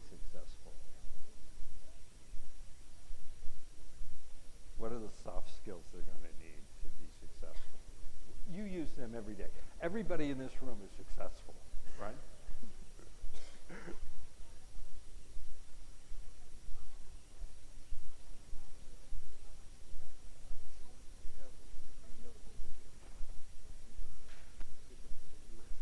that they're given the curriculum, they're given the exam, they're, all the givens. They don't have, autonomy to design their own courses. Now that they're being asked to do this, even while the old system is in place, right? So if you could sort of acknowledge Okay.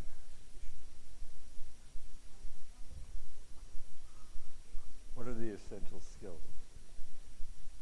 Skills would require patience, effective communication skills like listening and Well, listening to one is essential. People don't listen. Keep going. Well,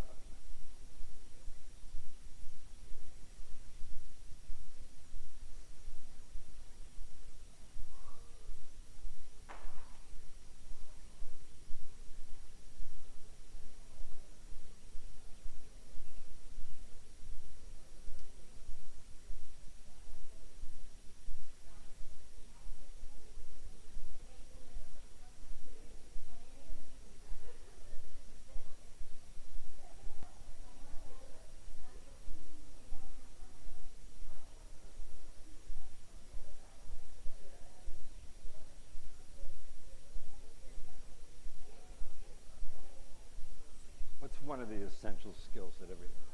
critical thinking. Yes. This is the hardest one. What does it mean and how would you measure it? We can. What's one of the ones? Experiential knowledge, Mm-hmm. behaving towards elders, Yep. Those.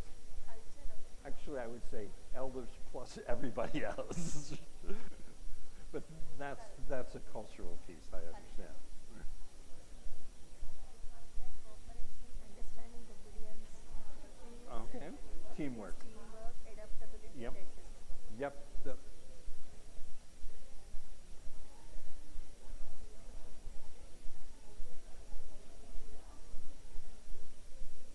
Yeah. Okay. We could go and I could have people give them out on that. I think everybody's got the basic idea on this. The really important ones, teamwork on this, the ability to think critically, the ability of tenacity, the ability to follow instructions, the ability to recognize authority and honor that where appropriate on that. So these can be built into classes. Maybe it's in your class, they already have it, but practice builds. To change behavior or to ingrain behavior, you have to use it again and again. There is a neurophysiological reason for that, and if you don't use it, you lose it.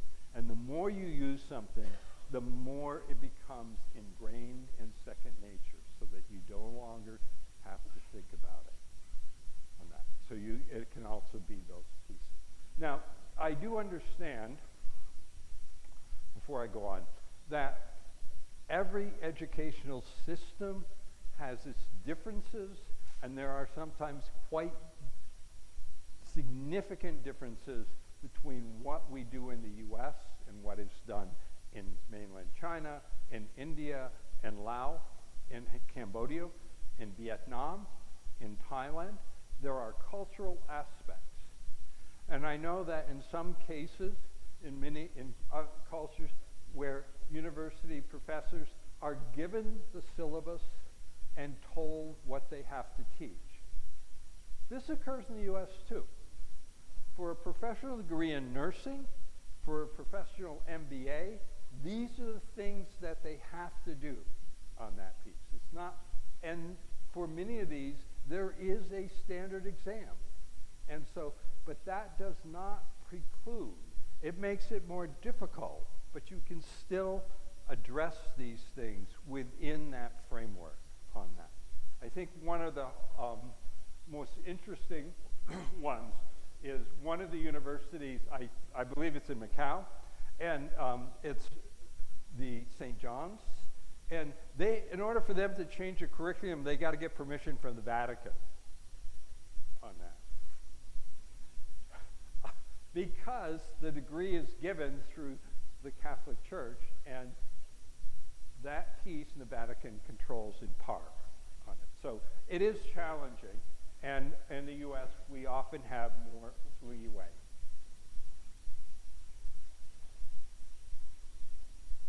I'm going to end here.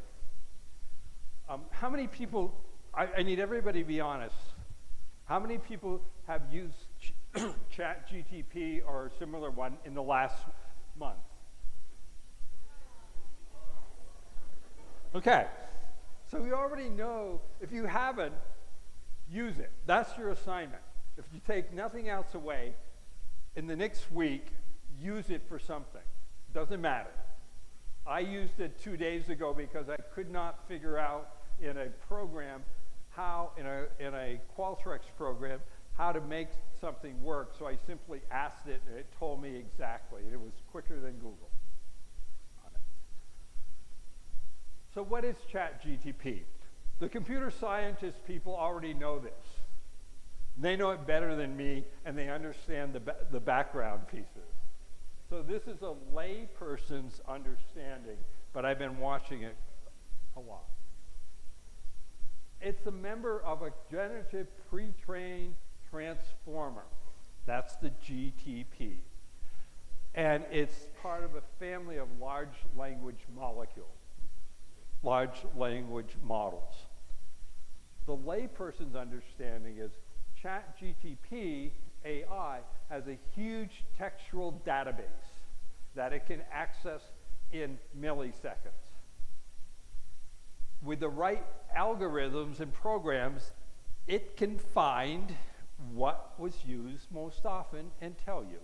It has the ability to construct it into something that makes sense to humans. So the question is,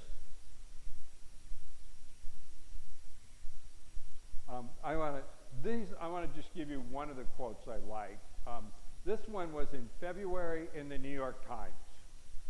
Generative artificial intelligence represents a philosophical and practical challenge on a scale not experienced since the start of enlightenment.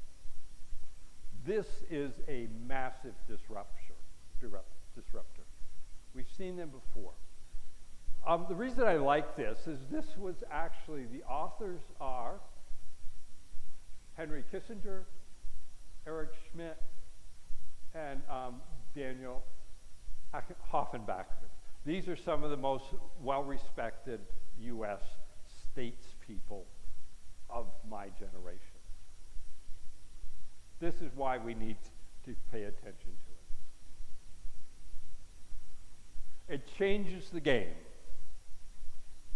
Ask students to write a 2-paragraph summary or analysis of the first 2 chapters of Iliad. You simply type it in and it will send it back to you. But it has its limitations.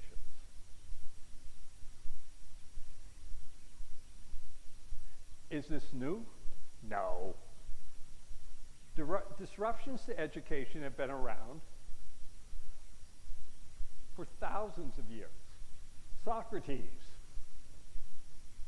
Writing weakens the mind. Thankfully, Plato did not listen to his teacher on that.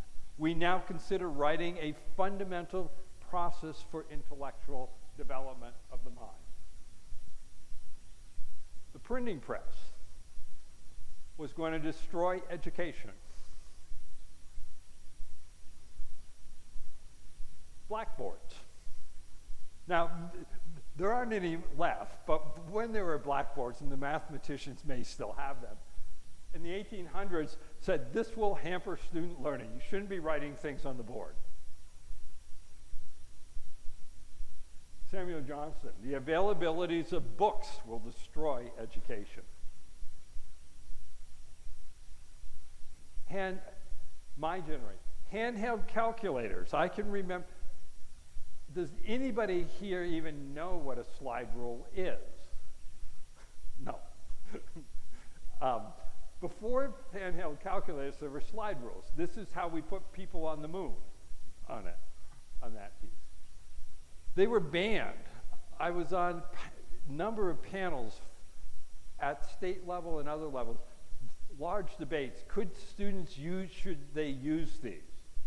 It's not a question anymore. Personal computers, same thing, disrupted. Wikipedia. When Wikipedia started, there was this huge outcry that Wikipedia was going to destroy because students could go to Wikipedia and download things. Turns out, Nature, there was a publication in Nature where they looked at the quality of information from Wikipedia versus the quality of information from normal, well-established encyclopedias. Wikipedia wins. Why? Because it's updated all of the time. It's now a very common tool used in education. There were universities that considered banning its use. Grammar and spell checkers. Anybody here not use one? Smartphones. Smartphones were another piece that changed the way we live. Zoom. This one came in fast. It had lots of downsides, but it has tremendous upsides, and now we know how to use it. AI and ChatGPT. But this one came in faster than any of these others. Okay. This is the tip of the iceberg.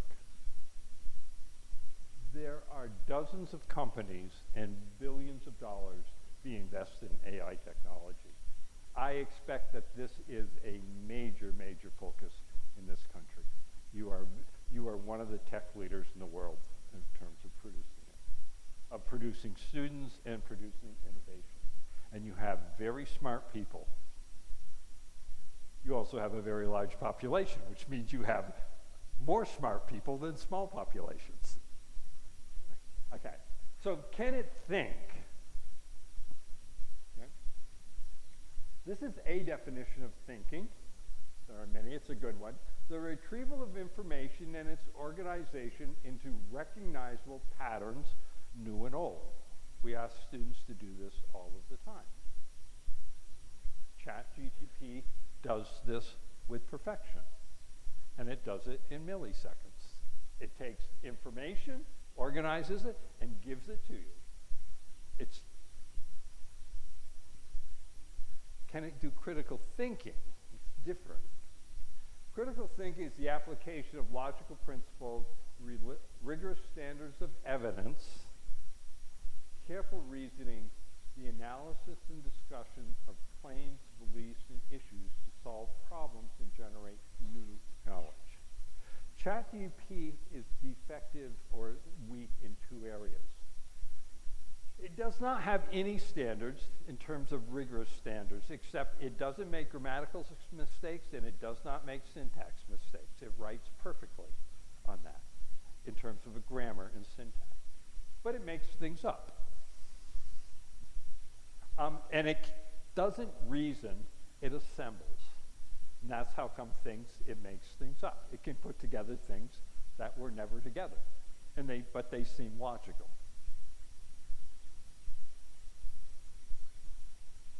Can it reason?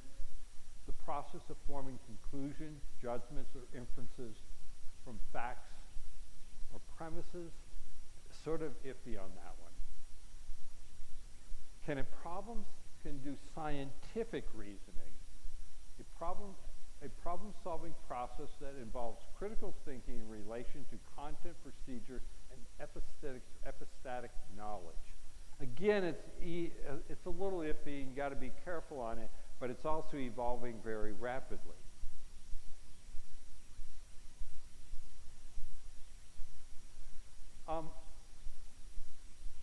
I asked ChatGPT a couple of months ago to compare teaching versus learning. What is the relationship on on that. What's the relationship between teaching and learning? Click the button. 10 seconds later, I get this really nice paragraph. Teaching and learning are two complementary but distinct processes. True. Teaching involves imparting knowledge, skills, and information to students, while learning actively involves acquiring knowledge, skills, and information. Not quite true. You cannot impart knowledge to students. Students build knowledge. You can impart information and processes that help them, but you cannot transplant knowledge on that piece. That's memorization. That's not knowledge. Okay? The focus of teaching is on the teacher. Yes, in most cases. Who designs, delivers content and instruction, while the focus of learning is on the student. This university is not about you. It is not about teaching. It is about learning. Your product is how well your students do, not how well you teach. Although if they learn well, the assumption is, and it's probably a correct one, that the teaching was good. But good teaching doesn't guarantee learning at all.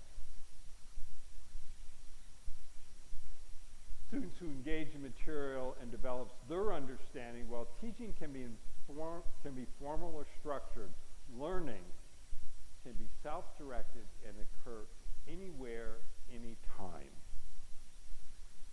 on it.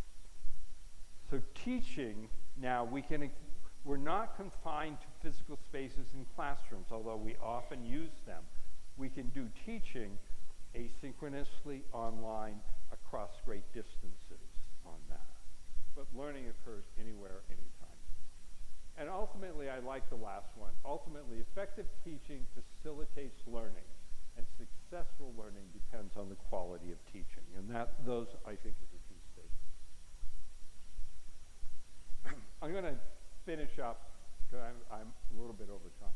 This is a piece that I recently reviewed a manuscript, and it was a really nice one, because one of the biggest worries about ChatGPT, I hear from my colleagues, is that they're worried about how writing assignments, because ChatGPT will generate answers to writing assignments on that.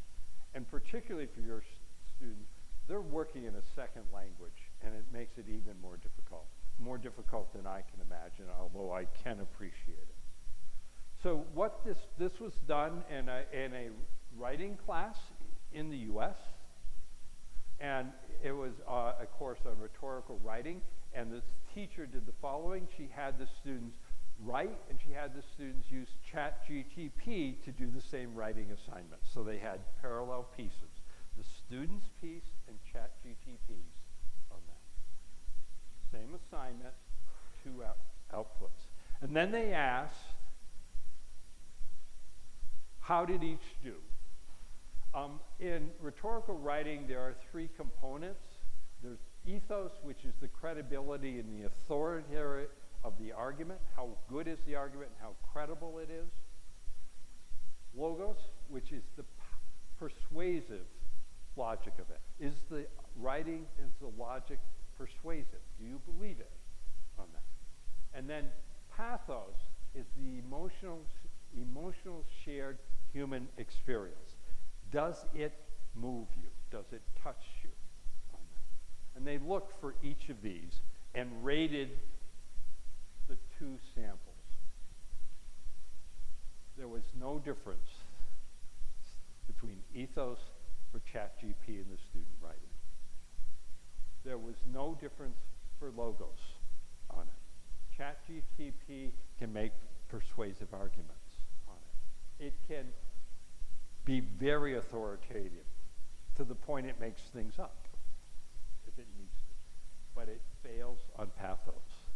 So the key is, if you want to use writing assignments, you embed and ask them to enclose a human learned experience. Can be from them or others on that. ChatGPT is not human. It doesn't have experiences yet, maybe. So this means you can do it. It just needs to be you need to think through and understand. We're dealing with uncharted waters. This is the piece I got to caution you about. If you ignore it, you're being foolish. Your students know about it. They will use it. It's the elephant in the room, so you might as well uncover the elephant in this case and talk about it.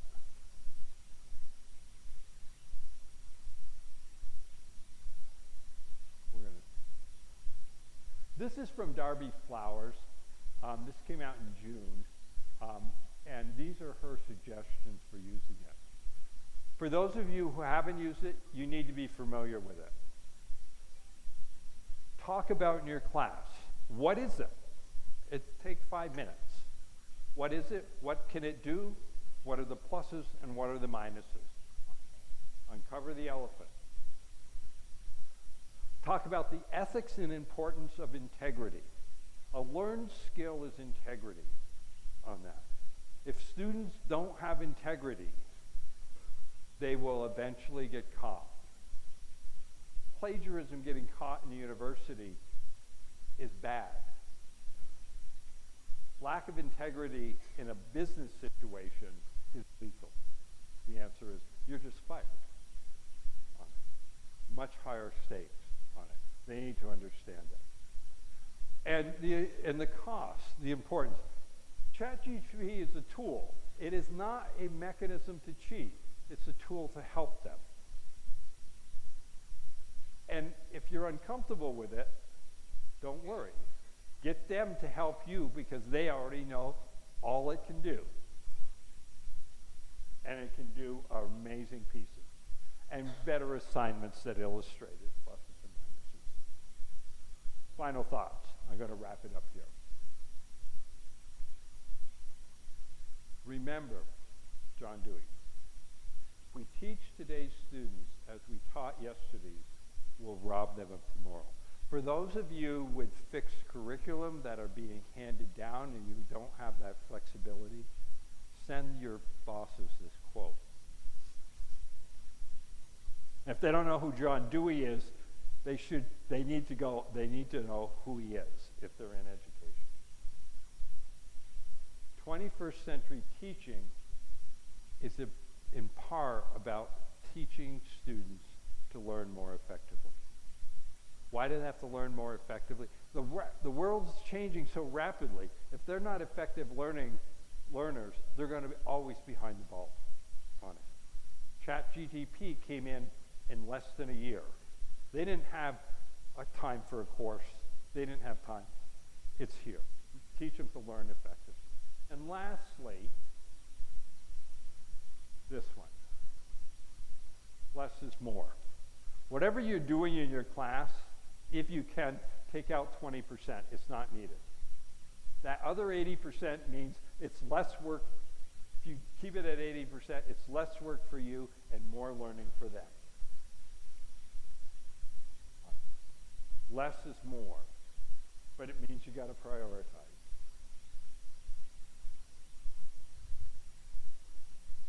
And I know it takes times to get things right, and it takes time to change universities. This is not an easy road. It has bumps and curves. Your plan may look like this really nice one. The reality is it's always like this. There are always hidden potholes and pieces. I want to thank you and for allowing me part of the conversation.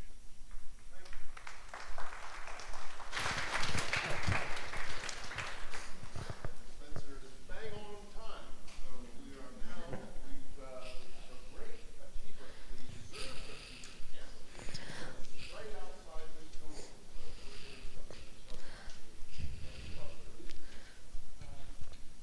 Thanks a lot. The talk was so good, rendered by Spencer Benson, right from Gutenberg to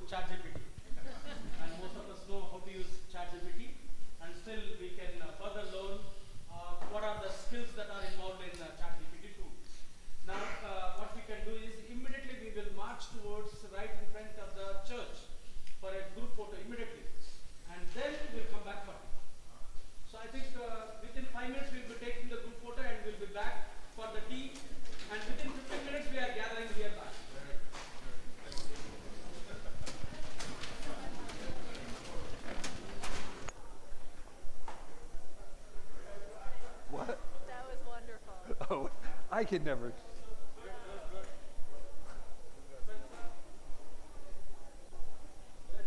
Yeah.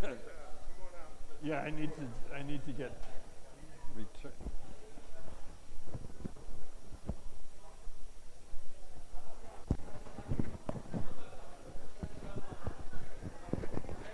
Um,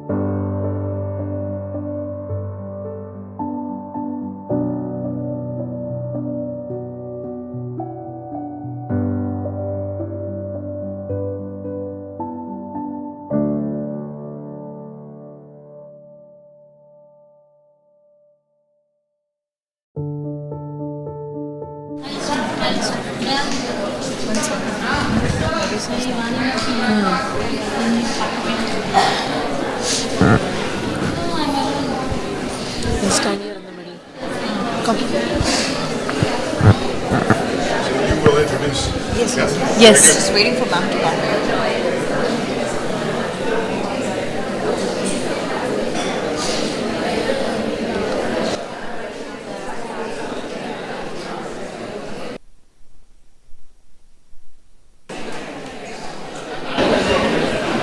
Can you see her by any chance? No, no.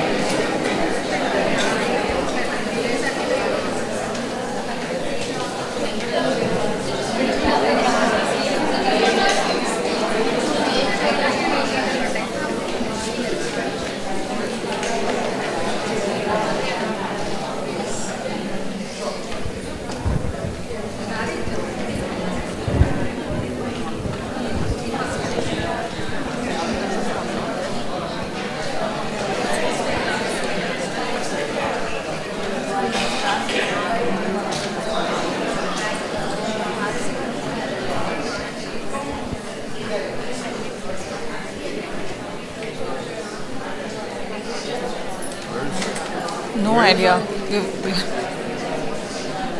She's come.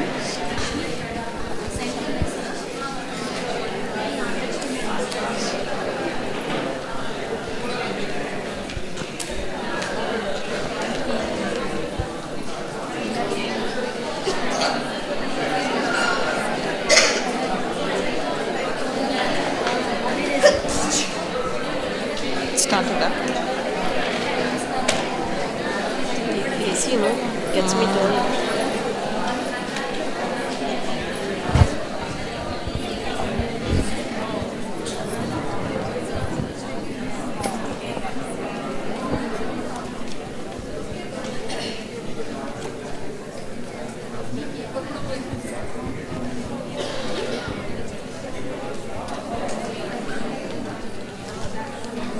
Just went to the washroom. If it's outcomes-based education, and it's very important that all institutions in India are going through the accreditation process, and this is the mental framework and the institutional framework for NAC. So as faculty members, it is very helpful to the institution that we all are on the same page and we understand the logic of outcomes-based education, and we bring that into play.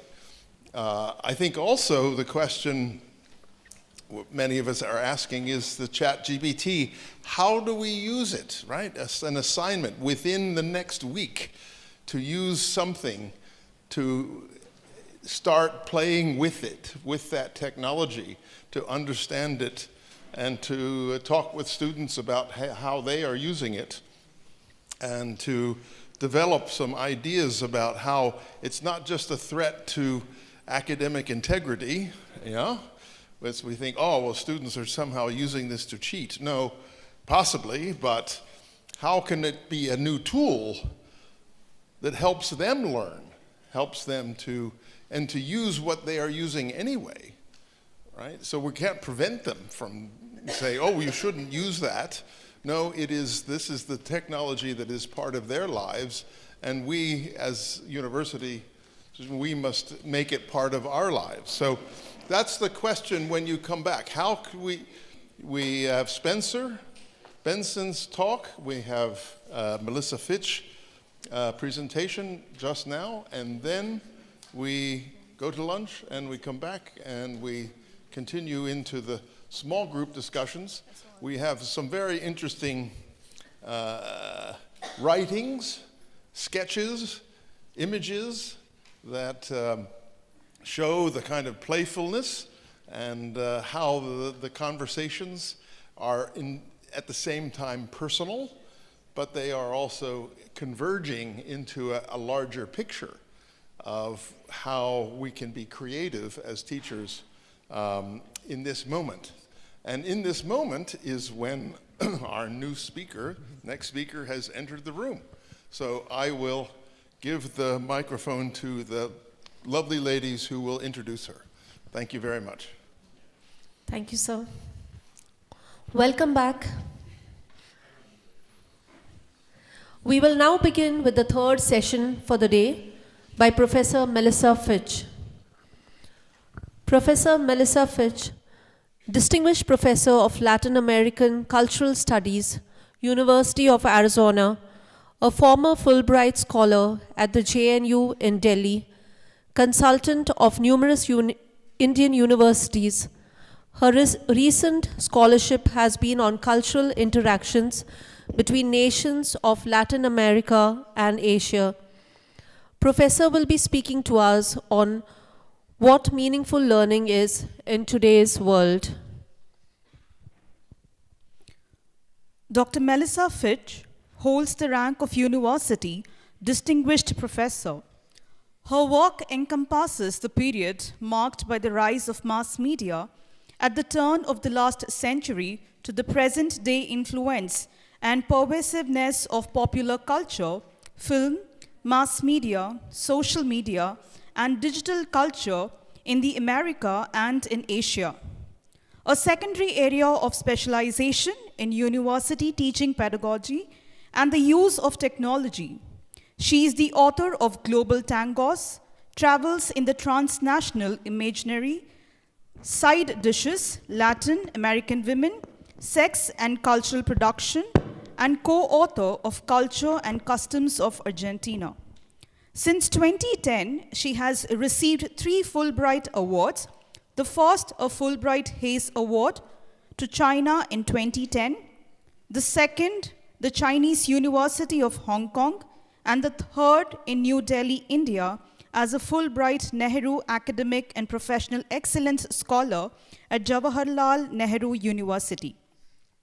She currently serves as a Global Fulbright Specialist.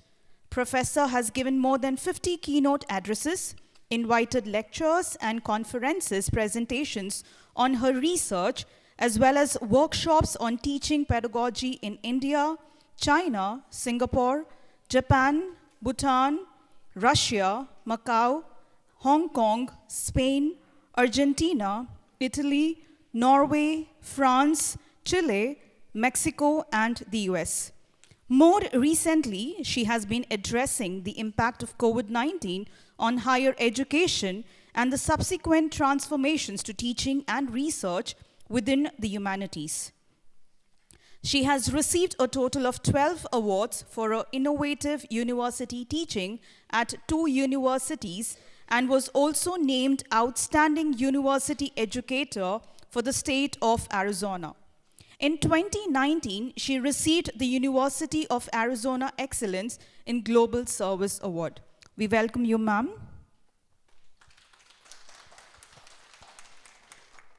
Thanks, everybody. You can hear me all right? Yes. What happened? Yes? Okay. So do I have to stand in a particular place? Oh, okay. So the last...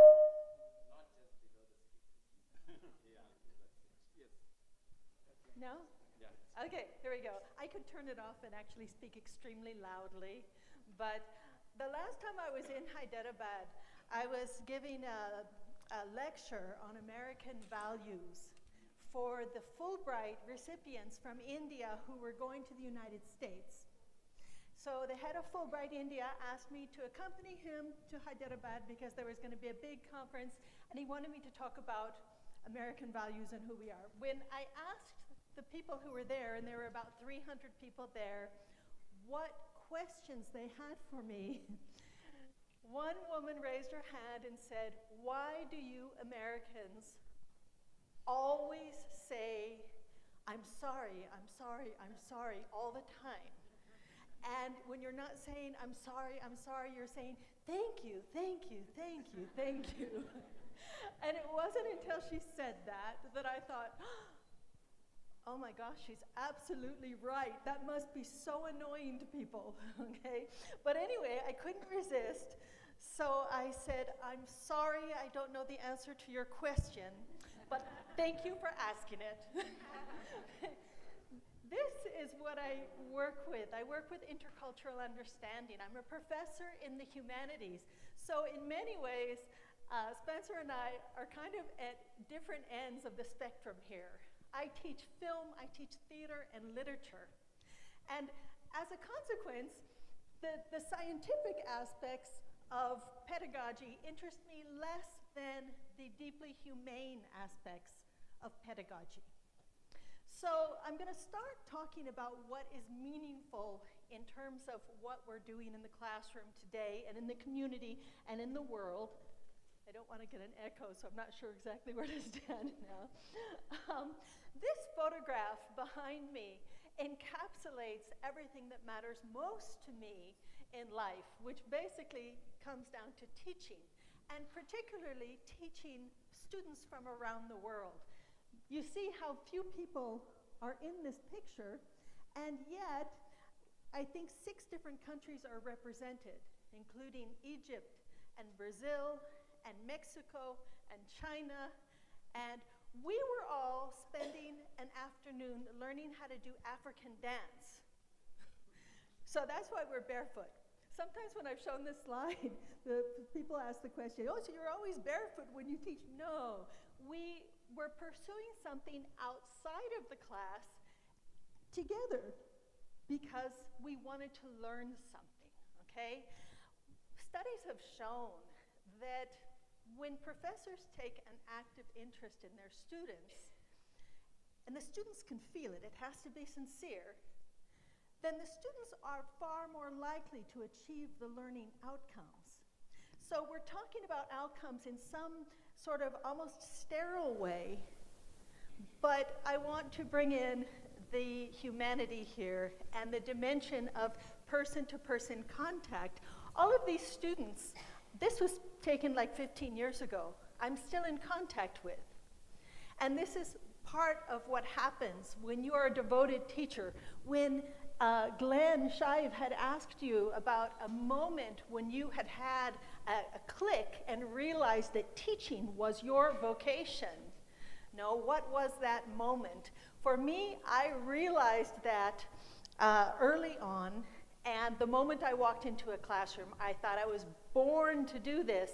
So many of you said the same thing when I was going from table to table. So that really inspires me. You know the same thing. And one of you said, because I said, well, what is so great about it? Because we all know that it's not that great all the time. There are times when you're looking at the calendar, waiting for the semester to end, right? But when you are able to impart something on a student, when you see that spark of curiosity, there is nothing like that feeling in the world. So this is what we're going to be talking about today. And I want to tell you that I was envisioning this lecture like this, as an inverted triangle, because I'm starting at the widest part, talking a little bit about the United Nations and their goals for higher education. Then I'm narrowing it down to the G20, okay? Then I'm narrowing it down to the UGC and some of the learning outcomes. And then I realized that that was probably really overwhelming. So we're gonna look at this because as I thought about an inverted triangle, it puts you at the bottom, almost buried under the weight of all of these expectations, right? So what I'm going to talk about today, my biggest goal for this next hour, is that you leave this session and tomorrow or the next day or next week or next year, you will have something concrete that you can do that will somehow enhance your class and the possibility of establishing that connection that is essential for achieving the learning outcomes. Okay? So with that, this one doesn't seem to be. Who? Just go. Okay, so these are my outcomes because, you know, we have to do that. Do you want to see this? What am I doing wrong here? No. Okay, so I'll just keep on going back and forth. We have to talk about outcomes. My outcomes, I already said, are that you get a general idea of what the UN wants from us, what then India wants from you, what the G20, and you know within the G20, if you guys were following that, the US and India had many meetings specifically related to education because there's so much mutual benefit there. But then the second thing is much more concrete. I had actually written 5 to 6, and I think when we get there, it's more like 8 or 9, okay? Just because I kept on thinking, oh, but then there's this, and then there's that. So we're going to get started. This was United Nations Declaration about transforming higher education. It needs to be student-centered, connected, by the way, in all ways, not just digitally connected, but connected also in terms of connecting to humanity, to each other, to the community. It needs to be dynamic, inclusive, and collaborative, allowing creativity to blossom. So what I'm going to be suggesting to you today has a lot of these things in common. And as Glenn had said earlier today, this is a very different time. Instead of standing and blah, blah, blah, and the students listen and then take their exam, we are now facilitators. And we're now trying to help them prepare for the future and to be creative thinkers. By the way, that is one of the things that India has far and away above many college students in the United States. The creativity is absolutely exceptional, which is why so many Silicon Valley companies, or the Seattle-based companies, recruit from India because of the ability to think quickly and find solutions. So this is one of the aspects. And as you know, the Indian community, the Indian American community has added so much to the United States. These are our top politicians, 2 running for the Republican nomination, our vice president, our Surgeon General. We have been so enriched by that Indian dedication to studies, ingenuity. And so what I want to do here is talk about how you can foment these sorts of qualities in your students. And some of the ways might seem a little bit silly, and some of them might seem inconsequential. And all I can do is promise you that they're not inconsequential, okay? So, the United Nations Transforming Education Summit had these 4 pillars for education, the idea being that this is the scaffolding and then we will create upon that. The first one, learning to learn, is critically important because, as Spencer was saying, part of the problem, and as you all know, is that what you're studying for 4 years may not exist in a couple of years, that job. We need to train our students to be able to be flexible and to be able to learn, to keep on learning throughout their entire life. So this idea, this very quaint idea that after 4 years or 5 years, it's over, that idea is pretty much over. We need to keep learning at all times because we need to be agile. We need to learn to live together, and particularly now with so much tragedy in the world, this is so important. And with that comes intercultural understanding and respect. So this is critically important, okay? We need to learn to do, meaning to take action in terms of our professional life, but also in terms of our personal lives. Working for climate change, for example, across countries. Working against injustice when we see it, instead of sitting back and watching it unfold. Learning to do. And finally, learning to be.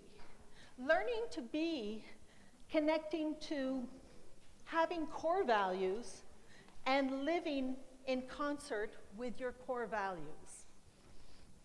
Jesuits wrote the book on this, which is why you have so many of your values right out there on the campus.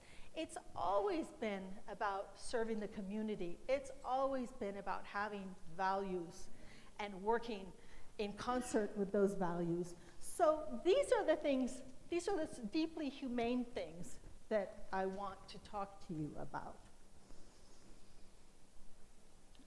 This is the G20 statement that I don't know if any of you read, but there's really just one that I'm going to be addressing here, which is number 3 here, and that's that this is not just about academic learning.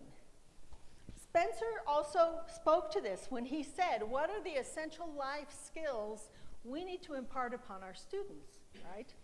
There are many. And so we've got to get away from this idea. I teach, for example, Latin American film. It is less important to me that my students know the name of all of the different directors of the films we've watched and their particular filmic characteristics whenever they have a new movie, then it is important to me that they understand the values that are present in every film and that we find a point of connection. Okay? This is essential. So it says education is not just about academic knowledge, but also about developing life, technical and vocational skills to make all learners future ready and lifelong learners.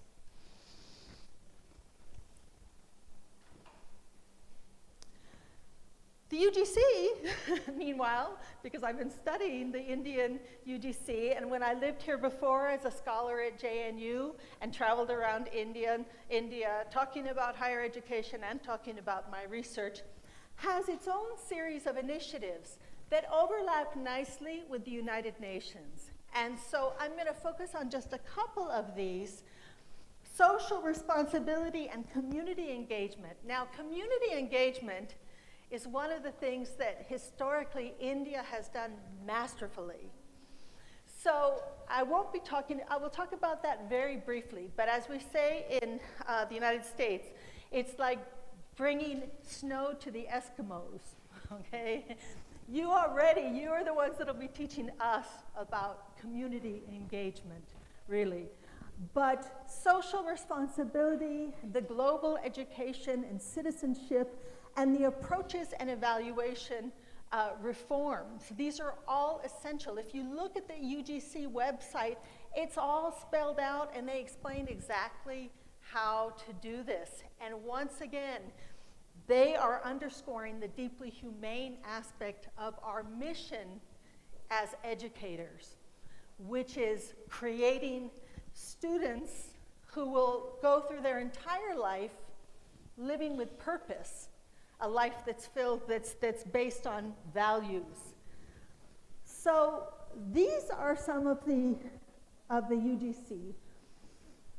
Oh, I'm so sorry, we can barely read this. I'll read this out loud to you. Here, this one part. It says, we need to develop a pedagogy that makes education more experiential, more holistic, integrated, inquiry-driven, discovery-oriented, learner-centered, and this is where we've dropped the ball, I think, historically in education.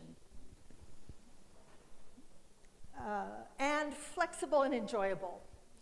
Here, my focus is going to be on the enjoyable. There is absolutely no reason that we can't have really enjoyable classes, okay? And in fact, the more joy we can infuse in our classes, the more likely the students are going to be excited to come to class. That's what happens. They get excited. Right now, I'm teaching a relatively small class, but the level of enthusiasm has skyrocketed to the point where the father of one of my students is now doing all of the coursework. He's watching all of the movies, and he tells his son what the son should contribute in the class. And so he says, my dad said that this movie. Another student, it's her sister, that she said, I've been telling my sister about the class, so now she wants to also sit in on the class.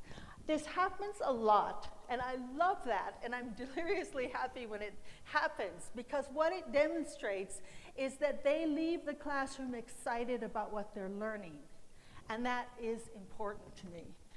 So with that in mind, just briefly, of course, we know we have this practically memorized, essential learning outcomes.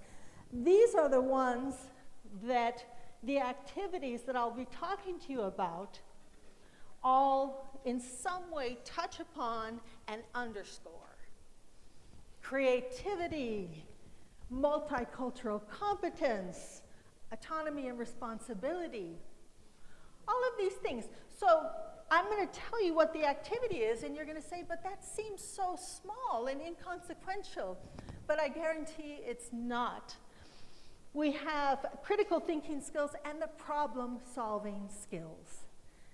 These things are so important. It's important that students also be able to document when they do finish, at least temporarily, their education and get a diploma. They need to be able to demonstrate for the employer, wherever they're applying to work, that they have done these things. Because a grade is not going to cut it any longer when you can show it in many different ways.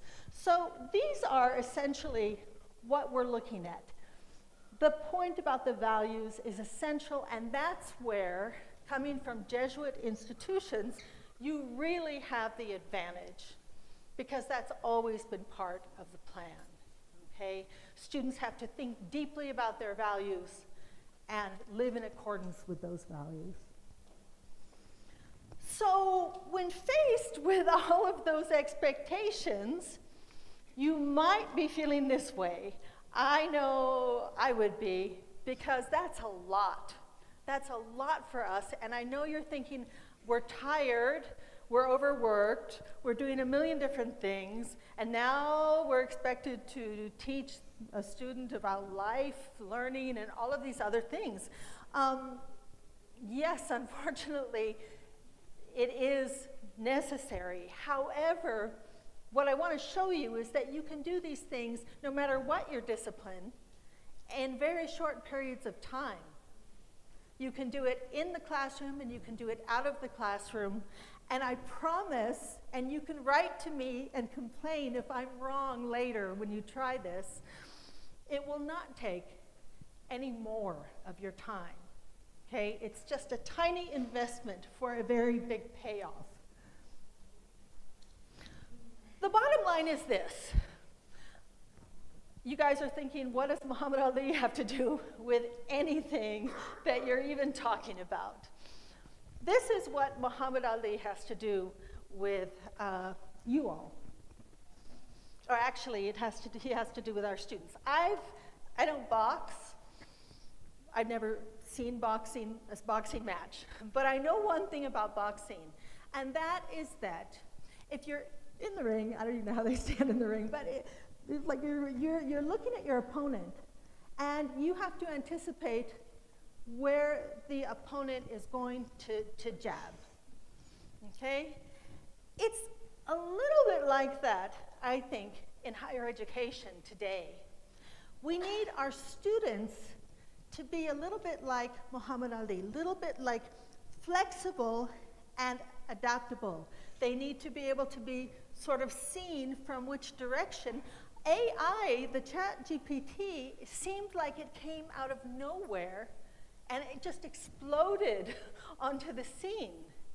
And for the people who were flexible and adaptive, they jumped right in, and almost all of you guys had raised your hand when Spencer asked the question. So, proving my point, I think if I had asked the same question at my university, maybe a third of the faculty would raise their hand.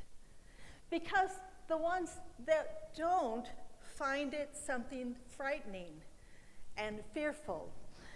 So the idea is this: we need our students to be able to adapt to changes like this sort of chat GPT, to find a way to incorporate it into courses and not be threatened by it. So this is really where our job has changed significantly. Again, it's what you've heard it already a couple of times today. It's not about pouring content into someone as though they were a pitcher and you could just pour it into their brain. It's about preparing them to deal with an uncertain future and to be able to adjust flexibly to whatever it brings. So I want to start then.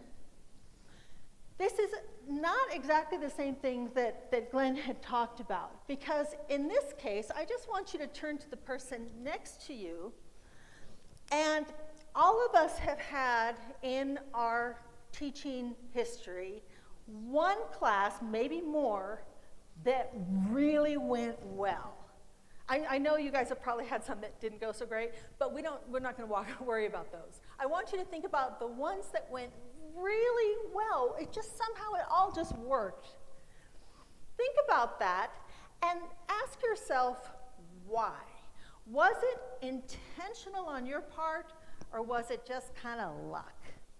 So take a moment, think about that. What was that class that you had? What was it that made it so unique? And share it with the person next to you, if you will. And don't forget the second part. Did you try to do that, or did it just happen? Because everyone was brilliant and nice. You guys have to talk now.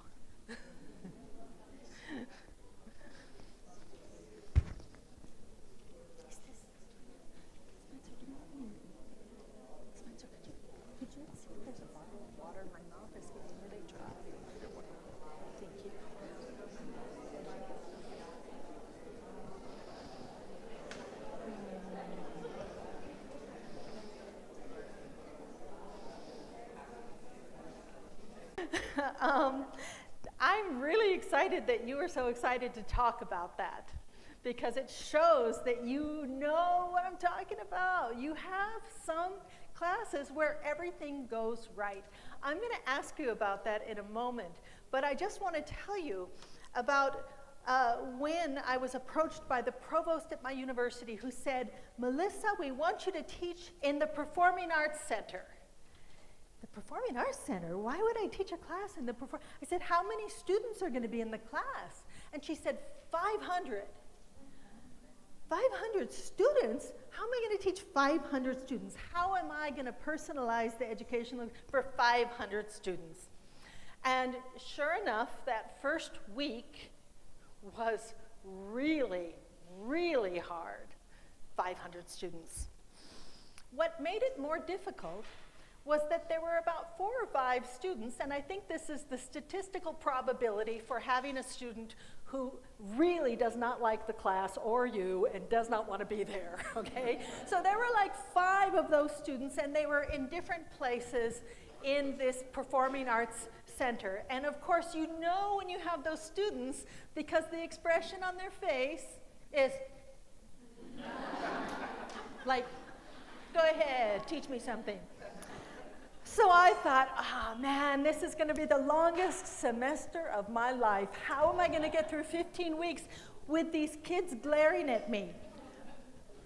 And then I came up with this idea, and this is going to be my patented, I think, secret weapon that you guys can all use. And that is that I realized that I had a couple of students, or I had a few students who were really negative, but then I had more or less the same amount who were the exact opposite. And whenever I said, hey, guys, I want you to talk about this, they were the ones who went, yes. And they would be thrilled talking. So I thought, that's it, that's the solution. So the students who were incredibly positive, I asked if they would stay after class one day. Yeah, I know, you guys are right there with me, right? And I said, can you just do me a favor and sit in this section, okay? So I essentially, and they were like, sure, of course, we love life and school and class and everything else. So they were very happy to do that. Well, what do you think happened? Yeah, you already know.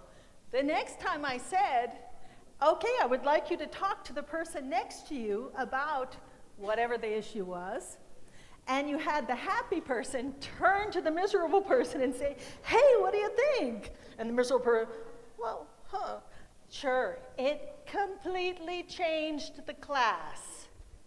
It transformed it. Every case worked. The angry ones all of a sudden felt like somebody cared what they thought, was happy and excited to talk to them. So sometimes something so small like this can transform the class. That course ended up being probably the best course I've ever taught in my life. It was so filled with joy. And it just took a little bit of tweaking, granted a whole lot of energy and a whole lot of creativity. But these are the kinds of things that I want you to be thinking about. I don't want you to think that everything requires this big overhaul of whatever in theory and this. Sometimes it's just that simple. People need to be seen. They need to feel that they matter. It's a cliche. People don't care about how much you know until they know how much you care. And as educators, we should care about them, not just as students, but as human beings, and about their future. So would anyone like to share their super great class experience? Come on, you guys, don't be shy. You guys were really excited about this. We're getting grouchy because it's lunchtime. No? Come, okay, oh, thank you, yay. Can you do that?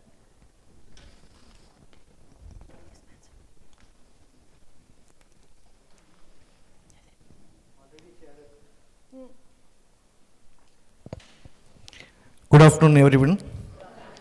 Already Madam had requested me, when I ask, kindly raise your hands.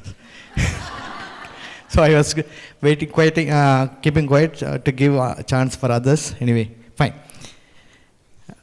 I would love to teach more than 500 students at a time to begin with. One day, actually last year, I had some difficulty with some first year students. One of the, in your block actually, we had. I didn't know when they came over to commerce block, I didn't know that class was here. I thought it's in your block. Okay. One afternoon after lunch, I was going for rounds. The particular staff hadn't come that time. So they were all making noise. I just happened to walk in and happened to see the students. But I was not surprised because I like taking external class on the spot. So I asked them what was the class about. Then they said information data mining. Information and data mining something. So I started talking about what is information, what is data, and what is mining, and which is the biggest mine in the world, human mind. Okay? So I was talking about all these things. At the end of the day, when I finished the class, they all got up and clapped. They all got up and clapped for my extrovert on the spot and unprepared class. Wow. Okay? So what touched me very much was I had a kind of a bias towards the particular class as a naughty class. And they had a kind of particular bias towards me that I was angry and I was hating them and all these things. But everything disappeared. Yep. Thank you. God bless. Fantastic. That is fabulous. Exactly. And actually, that brings in something else, and that is that the element of the unexpected, the element of surprise, and when things don't go according to plan, and then somehow it just worked out beautifully. And so other people want to share some of those. Yes, okay, I know. So you see, now by the way, you are all really happy now because you're thinking about this positive experience. And so already it's having that effect. It's working. Hello, ma'am. So I have two experiences to share. So one is from second year's class in MC. So I was teaching this particular topic called mass media and its function. So I just taught them what is mass media and function. At the end, I just thought, why can't I just give an activity? Because every class I give activity for them to interact with each other.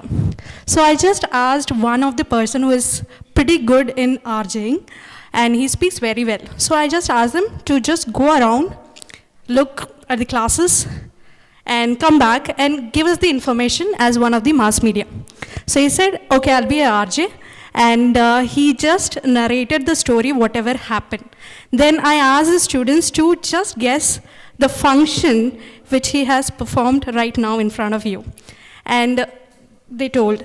And they were very happy because they saw the performance of one of their classmates in the class. And they were happy and they clapped for his performance in the class. That is one of the incident that just happened. I did not even think about it. I just wanted them to perform, that's all. So second was using one of the website which is called as Classroom Screen, which is an interactive website which actually makes the classroom more interactive rather than like chalk and talk. It's more of like making groups and randomizing them, giving them quick poll and everything related to it. That is one of the best website you can just go and check. That is called as Classroom Screen. Classroom Screen. So you can just go to the website. There is two options. You can pay and use it. If you don't want to pay, there is a free option where you can get access to all the tools which are available. It makes your class more engaging. So you can randomize. So I started using it pretty recently, and the students, they started liking the way I'm more engaging rather than just lecturing them, more of activity and making them do activity. So it is more of student-centric rather than a teacher-centric. So they appreciated me for that. So I felt really happy because I got to know about this particular website when I was just going through the reels. So I get all the teaching, learning experience in a website, AI tools which can be used in order to make your class more engaging. So that is one tool which can be used in the classroom.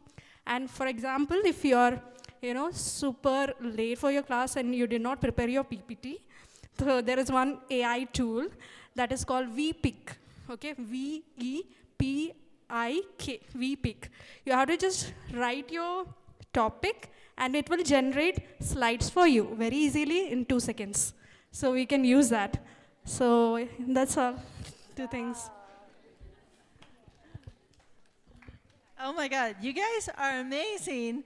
And what I really would like to ask you to do, because I know that this is exciting you as much as it excites me, is when you have something like this, I'll give you my card. Would you please send me that information so that then I can start learning these strategies, because all of you have learned these sorts of tricks too. And the idea of this whole exchange is that it's going in both directions. Those are great examples. I don't think we'll ever get to lunch if I keep on hearing more examples, but I love them and I'm really excited for you all. By the way, when that performing arts class ended, because I like to do things that catch the students by surprise, because they never know what's going to happen. So on the last day of class, I ride my bike to school. Tucson, Arizona is kind of a flat place. I ride my bike to school. So on the last day of class, I had the song from The Sound of Music, if you've seen, So Long, Farewell. So the song was running as I had my bike in the middle of the Performing Arts Center, and I wheeled it up the center aisle. The students were crying. that the class had ended, which was crazy.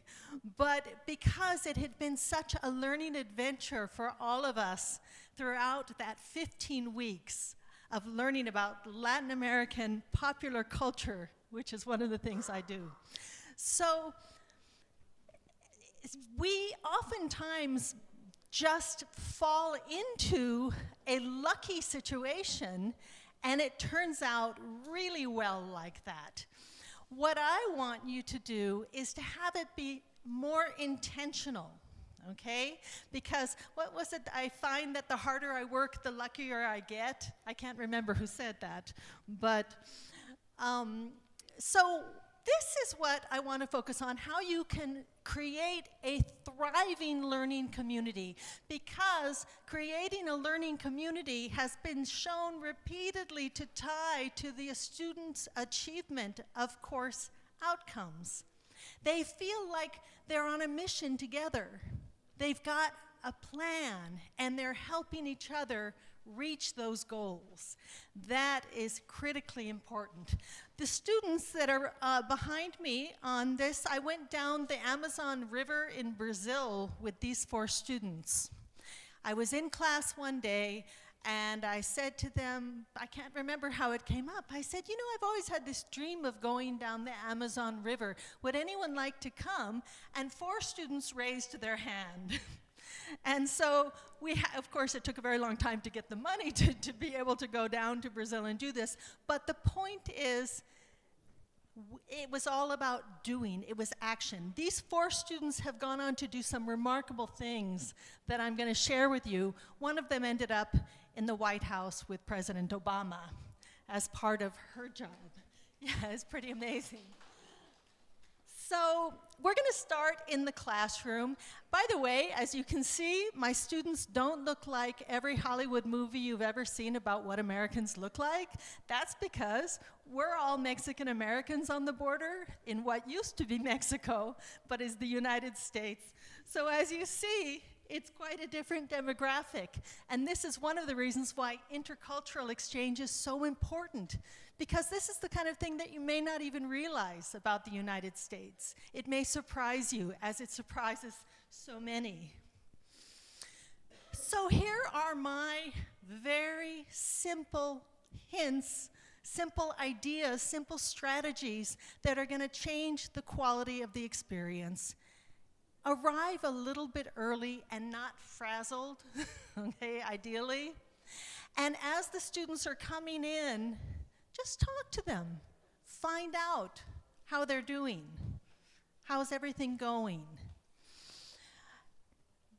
As Spencer said, and I think we both have this ingrained in our head, 15 minutes is the maximum amount of time in which you can blah, blah, without the students becoming distracted. And I'm thinking that it's probably even less than that, because we have such short attention spans now.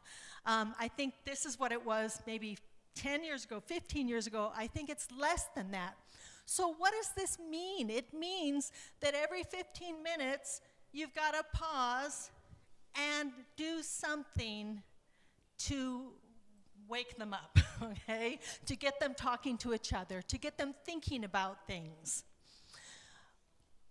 Share your enthusiasm, be original, because students, if they're in a situation, you know, you always have this stereotype of the professor that comes in and has the notes that are yellowed, that they've been using for the last 40 years, and they speak in monotone. No, so throw that out the window.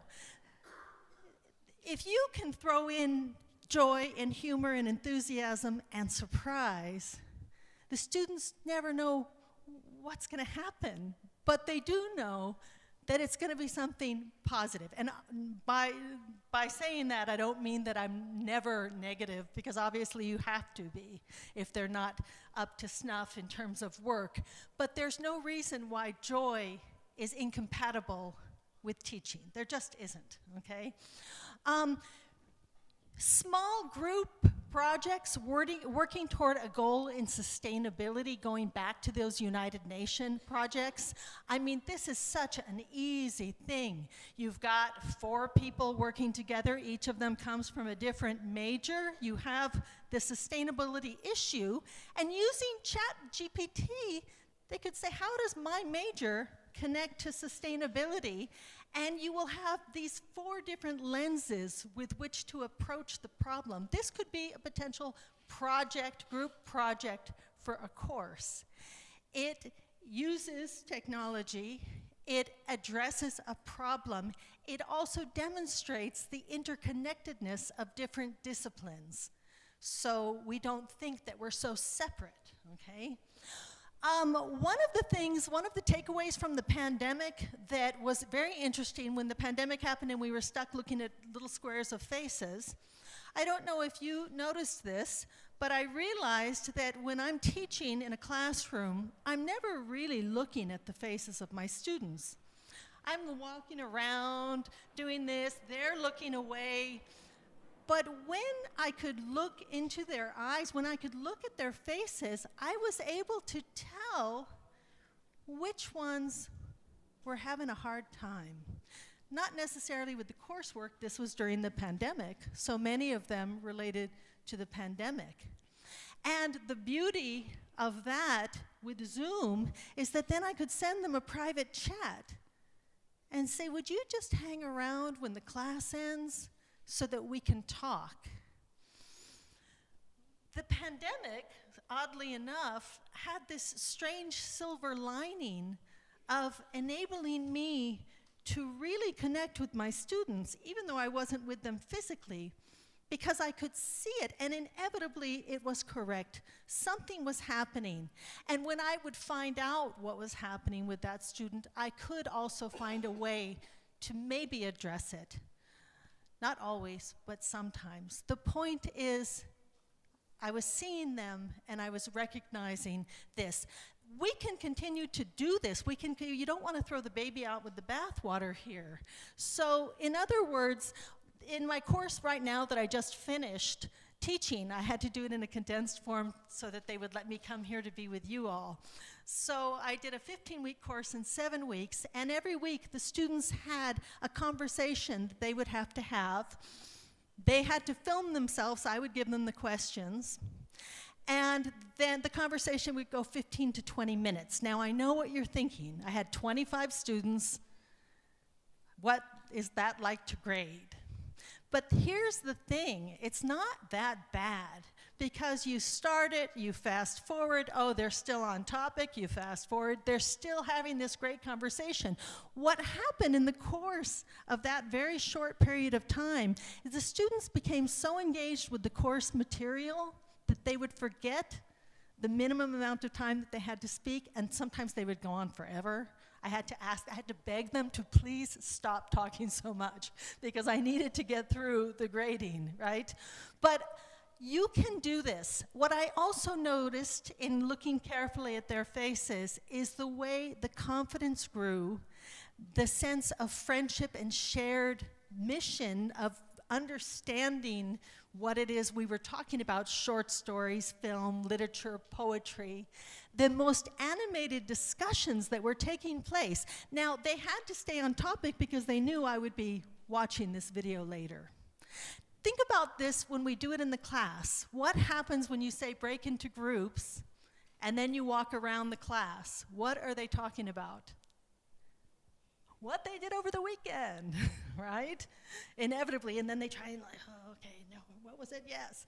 They can't do that. That's not an option. When it's on video, you're watching it, they know you're gonna watch it, and you know what? They got so excited. When I asked them last week, I meet with each of my students individually on Zoom or in my office, and I said, what did you like the most in the class? Hoping they would say, you, Professor. None of them said that. They all said, my partner work. Those were the most interesting conversations. It was so much fun to discuss these things with my partner. I learned so much. So I will forever now include this in my courses because it's so valuable. Try to personalize the lecture. If you know something about the students, for example, you can find a way to bring in what some of their interests are. Which reminds me, I was mentioning the other day to my colleagues, I have a colleague at the University of Arizona who's a little bit nuts. Before the semester begins, he gets the list of all of his students and he prints out their pictures. You know, we can have the pictures. He puts them on flashcards and he memorizes their faces so that on the first day of class, they walk in and he greets them by name. I know, that's just over the top, okay? I'm not saying you should do that. I just am saying that some people are just crazy enough to do that. He has hundreds of students. But think about how the students feel. I never even met this guy, and he says, "Welcome to my class, Andy." You know, have the students define the core value. I give my students a list of core values, and I ask them which is the one that is most important to them, and then to share this with their colleagues. Again, yes, this is off topic from whatever your course is about, but it just takes a few minutes to kind of get back to the essence of what matters and what our mission is, okay? I also have them develop an action plan. I've been doing this for 25 years now. By the end of the semester, they have to have a plan A, B, and C for their future, and then they have to have one pie-in-the-sky dream. I've been doing this for so long, and every year I get messages and phone calls from students who've realized the impossible dream in crazy ways, like the one who ended up in the White House. That had been her dream, that she would travel the world and learn different languages and become a specialist in global culture. She became Barack Obama's advisor for Brazil. So whenever he went to Brazil, she was his right-hand woman talking to him about what he needed to do. I had one student whose pie-in-the-sky dream was being in the London Olympics. When they did the flag ceremony in the beginning, I get this message: "Professor, it's me. I took your class a few years ago, and here I am." The ones who have achieved their professional goals also write, and all of them have said they hadn't really thought about it carefully until I asked them. And I tell them it's not engraved in stone, but let me just show you then. And then also at the end of class, I do something really crazy. I stand at the door, and nobody leaves until I look them in the eye and say, "Hey, have a great afternoon.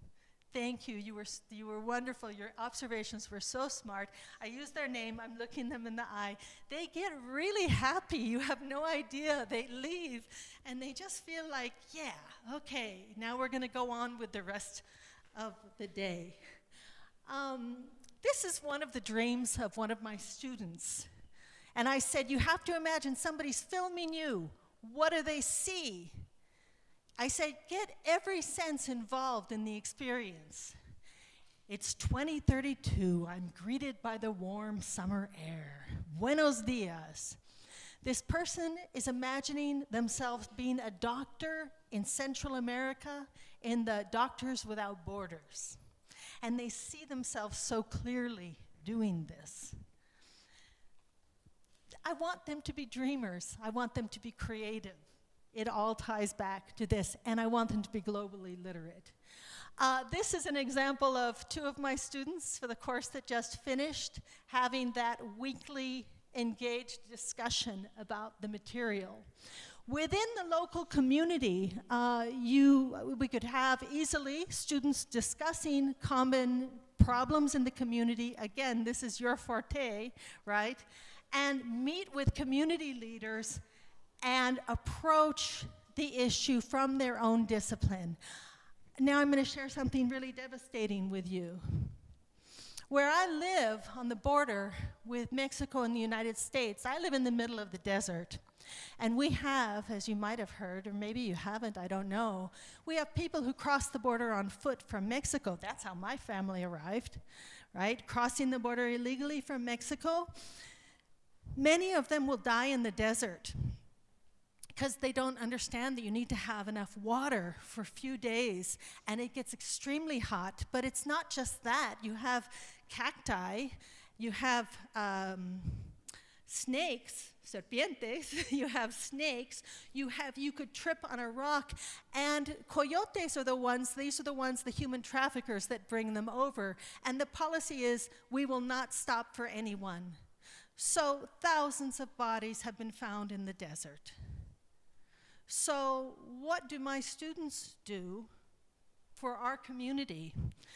They go out into the desert with water and with survival things that are necessary. This is very serious stuff, but this is the reality. And as you see, there are crosses throughout the desert where I live where people have died, oftentimes little children who were left behind.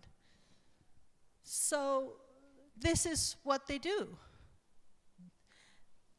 This is value-based community activism and outreach. And by the way, this is also a multi-denominational organization. So it's 5 or 6 different local religions tied together that take part in this. If we think about the world, these are some of my students from Tucson with some of my colleague students in China. As you see, I'm with him in China, and my students are on the screen. We picked an activity that our students were going to do, his and my own students, and we paired them up with their partner. Then we had this meeting where everybody finally met. They were doing this on email. They were answering these questions. When they met, both sides were utterly confused. My students in the US were confused about why these Chinese students spoke English perfectly. How do they know English so perfectly? Well, you know, they were from Hong Kong. English is one of the official languages, right? So my students were taken aback by that. They were so impressed. The Chinese students were confused because my students don't look like anything they imagined American students look like. And when my students introduced themselves, Hispanics have very long names with 4 or 5 different names. They would say, my name is Maria Esmeralda Garcia de Lopez Castaneda. And you should have seen this Chinese students' faces. They were like, they're Americans, I don't understand. The point is that this sort of activity that we could do is huge in terms of showing the students that our common humanity is what really matters, and that young people have so many things in common the world over. I'm going to race through this here. So this is my other idea, partnering students with their peers. This is a program that does this automatically, and I don't think we have time to watch, but you'll be able to, we're going to post the PowerPoint and you can watch the video later. This is a program that partners students from different countries together to have conversations. This quote is about intercultural understanding, and this is essential to ensure our future, so you'll be able to take a look at this. And because it was Ronald Reagan, I have to include Barack Obama about what it means when our common humanity is revealed. So on that note, you can look at a couple of the videos later on. Here I am in Kolkata at American University, Presidency University. Think about now what strategy of all of these I listed you might be able to do tomorrow or next week or next year to infuse your classes with more joy and more engagement. I'm going to go here. These are some videos of my students. And finally, thank you so much. Shukriya. I didn't put that, but shukriya. Thank you very, very much. Did I go over? No, I don't think so. Because it was supposed to be for 1. I just didn't expect them to get so excited about the other one. Breaking for lunch.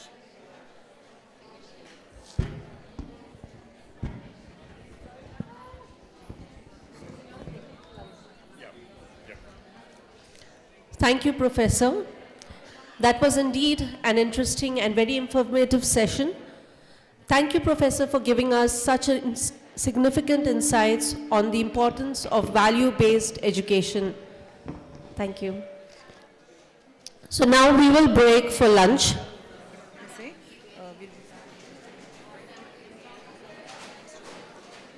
And we need to be back here 5 minutes before, 5 to 2.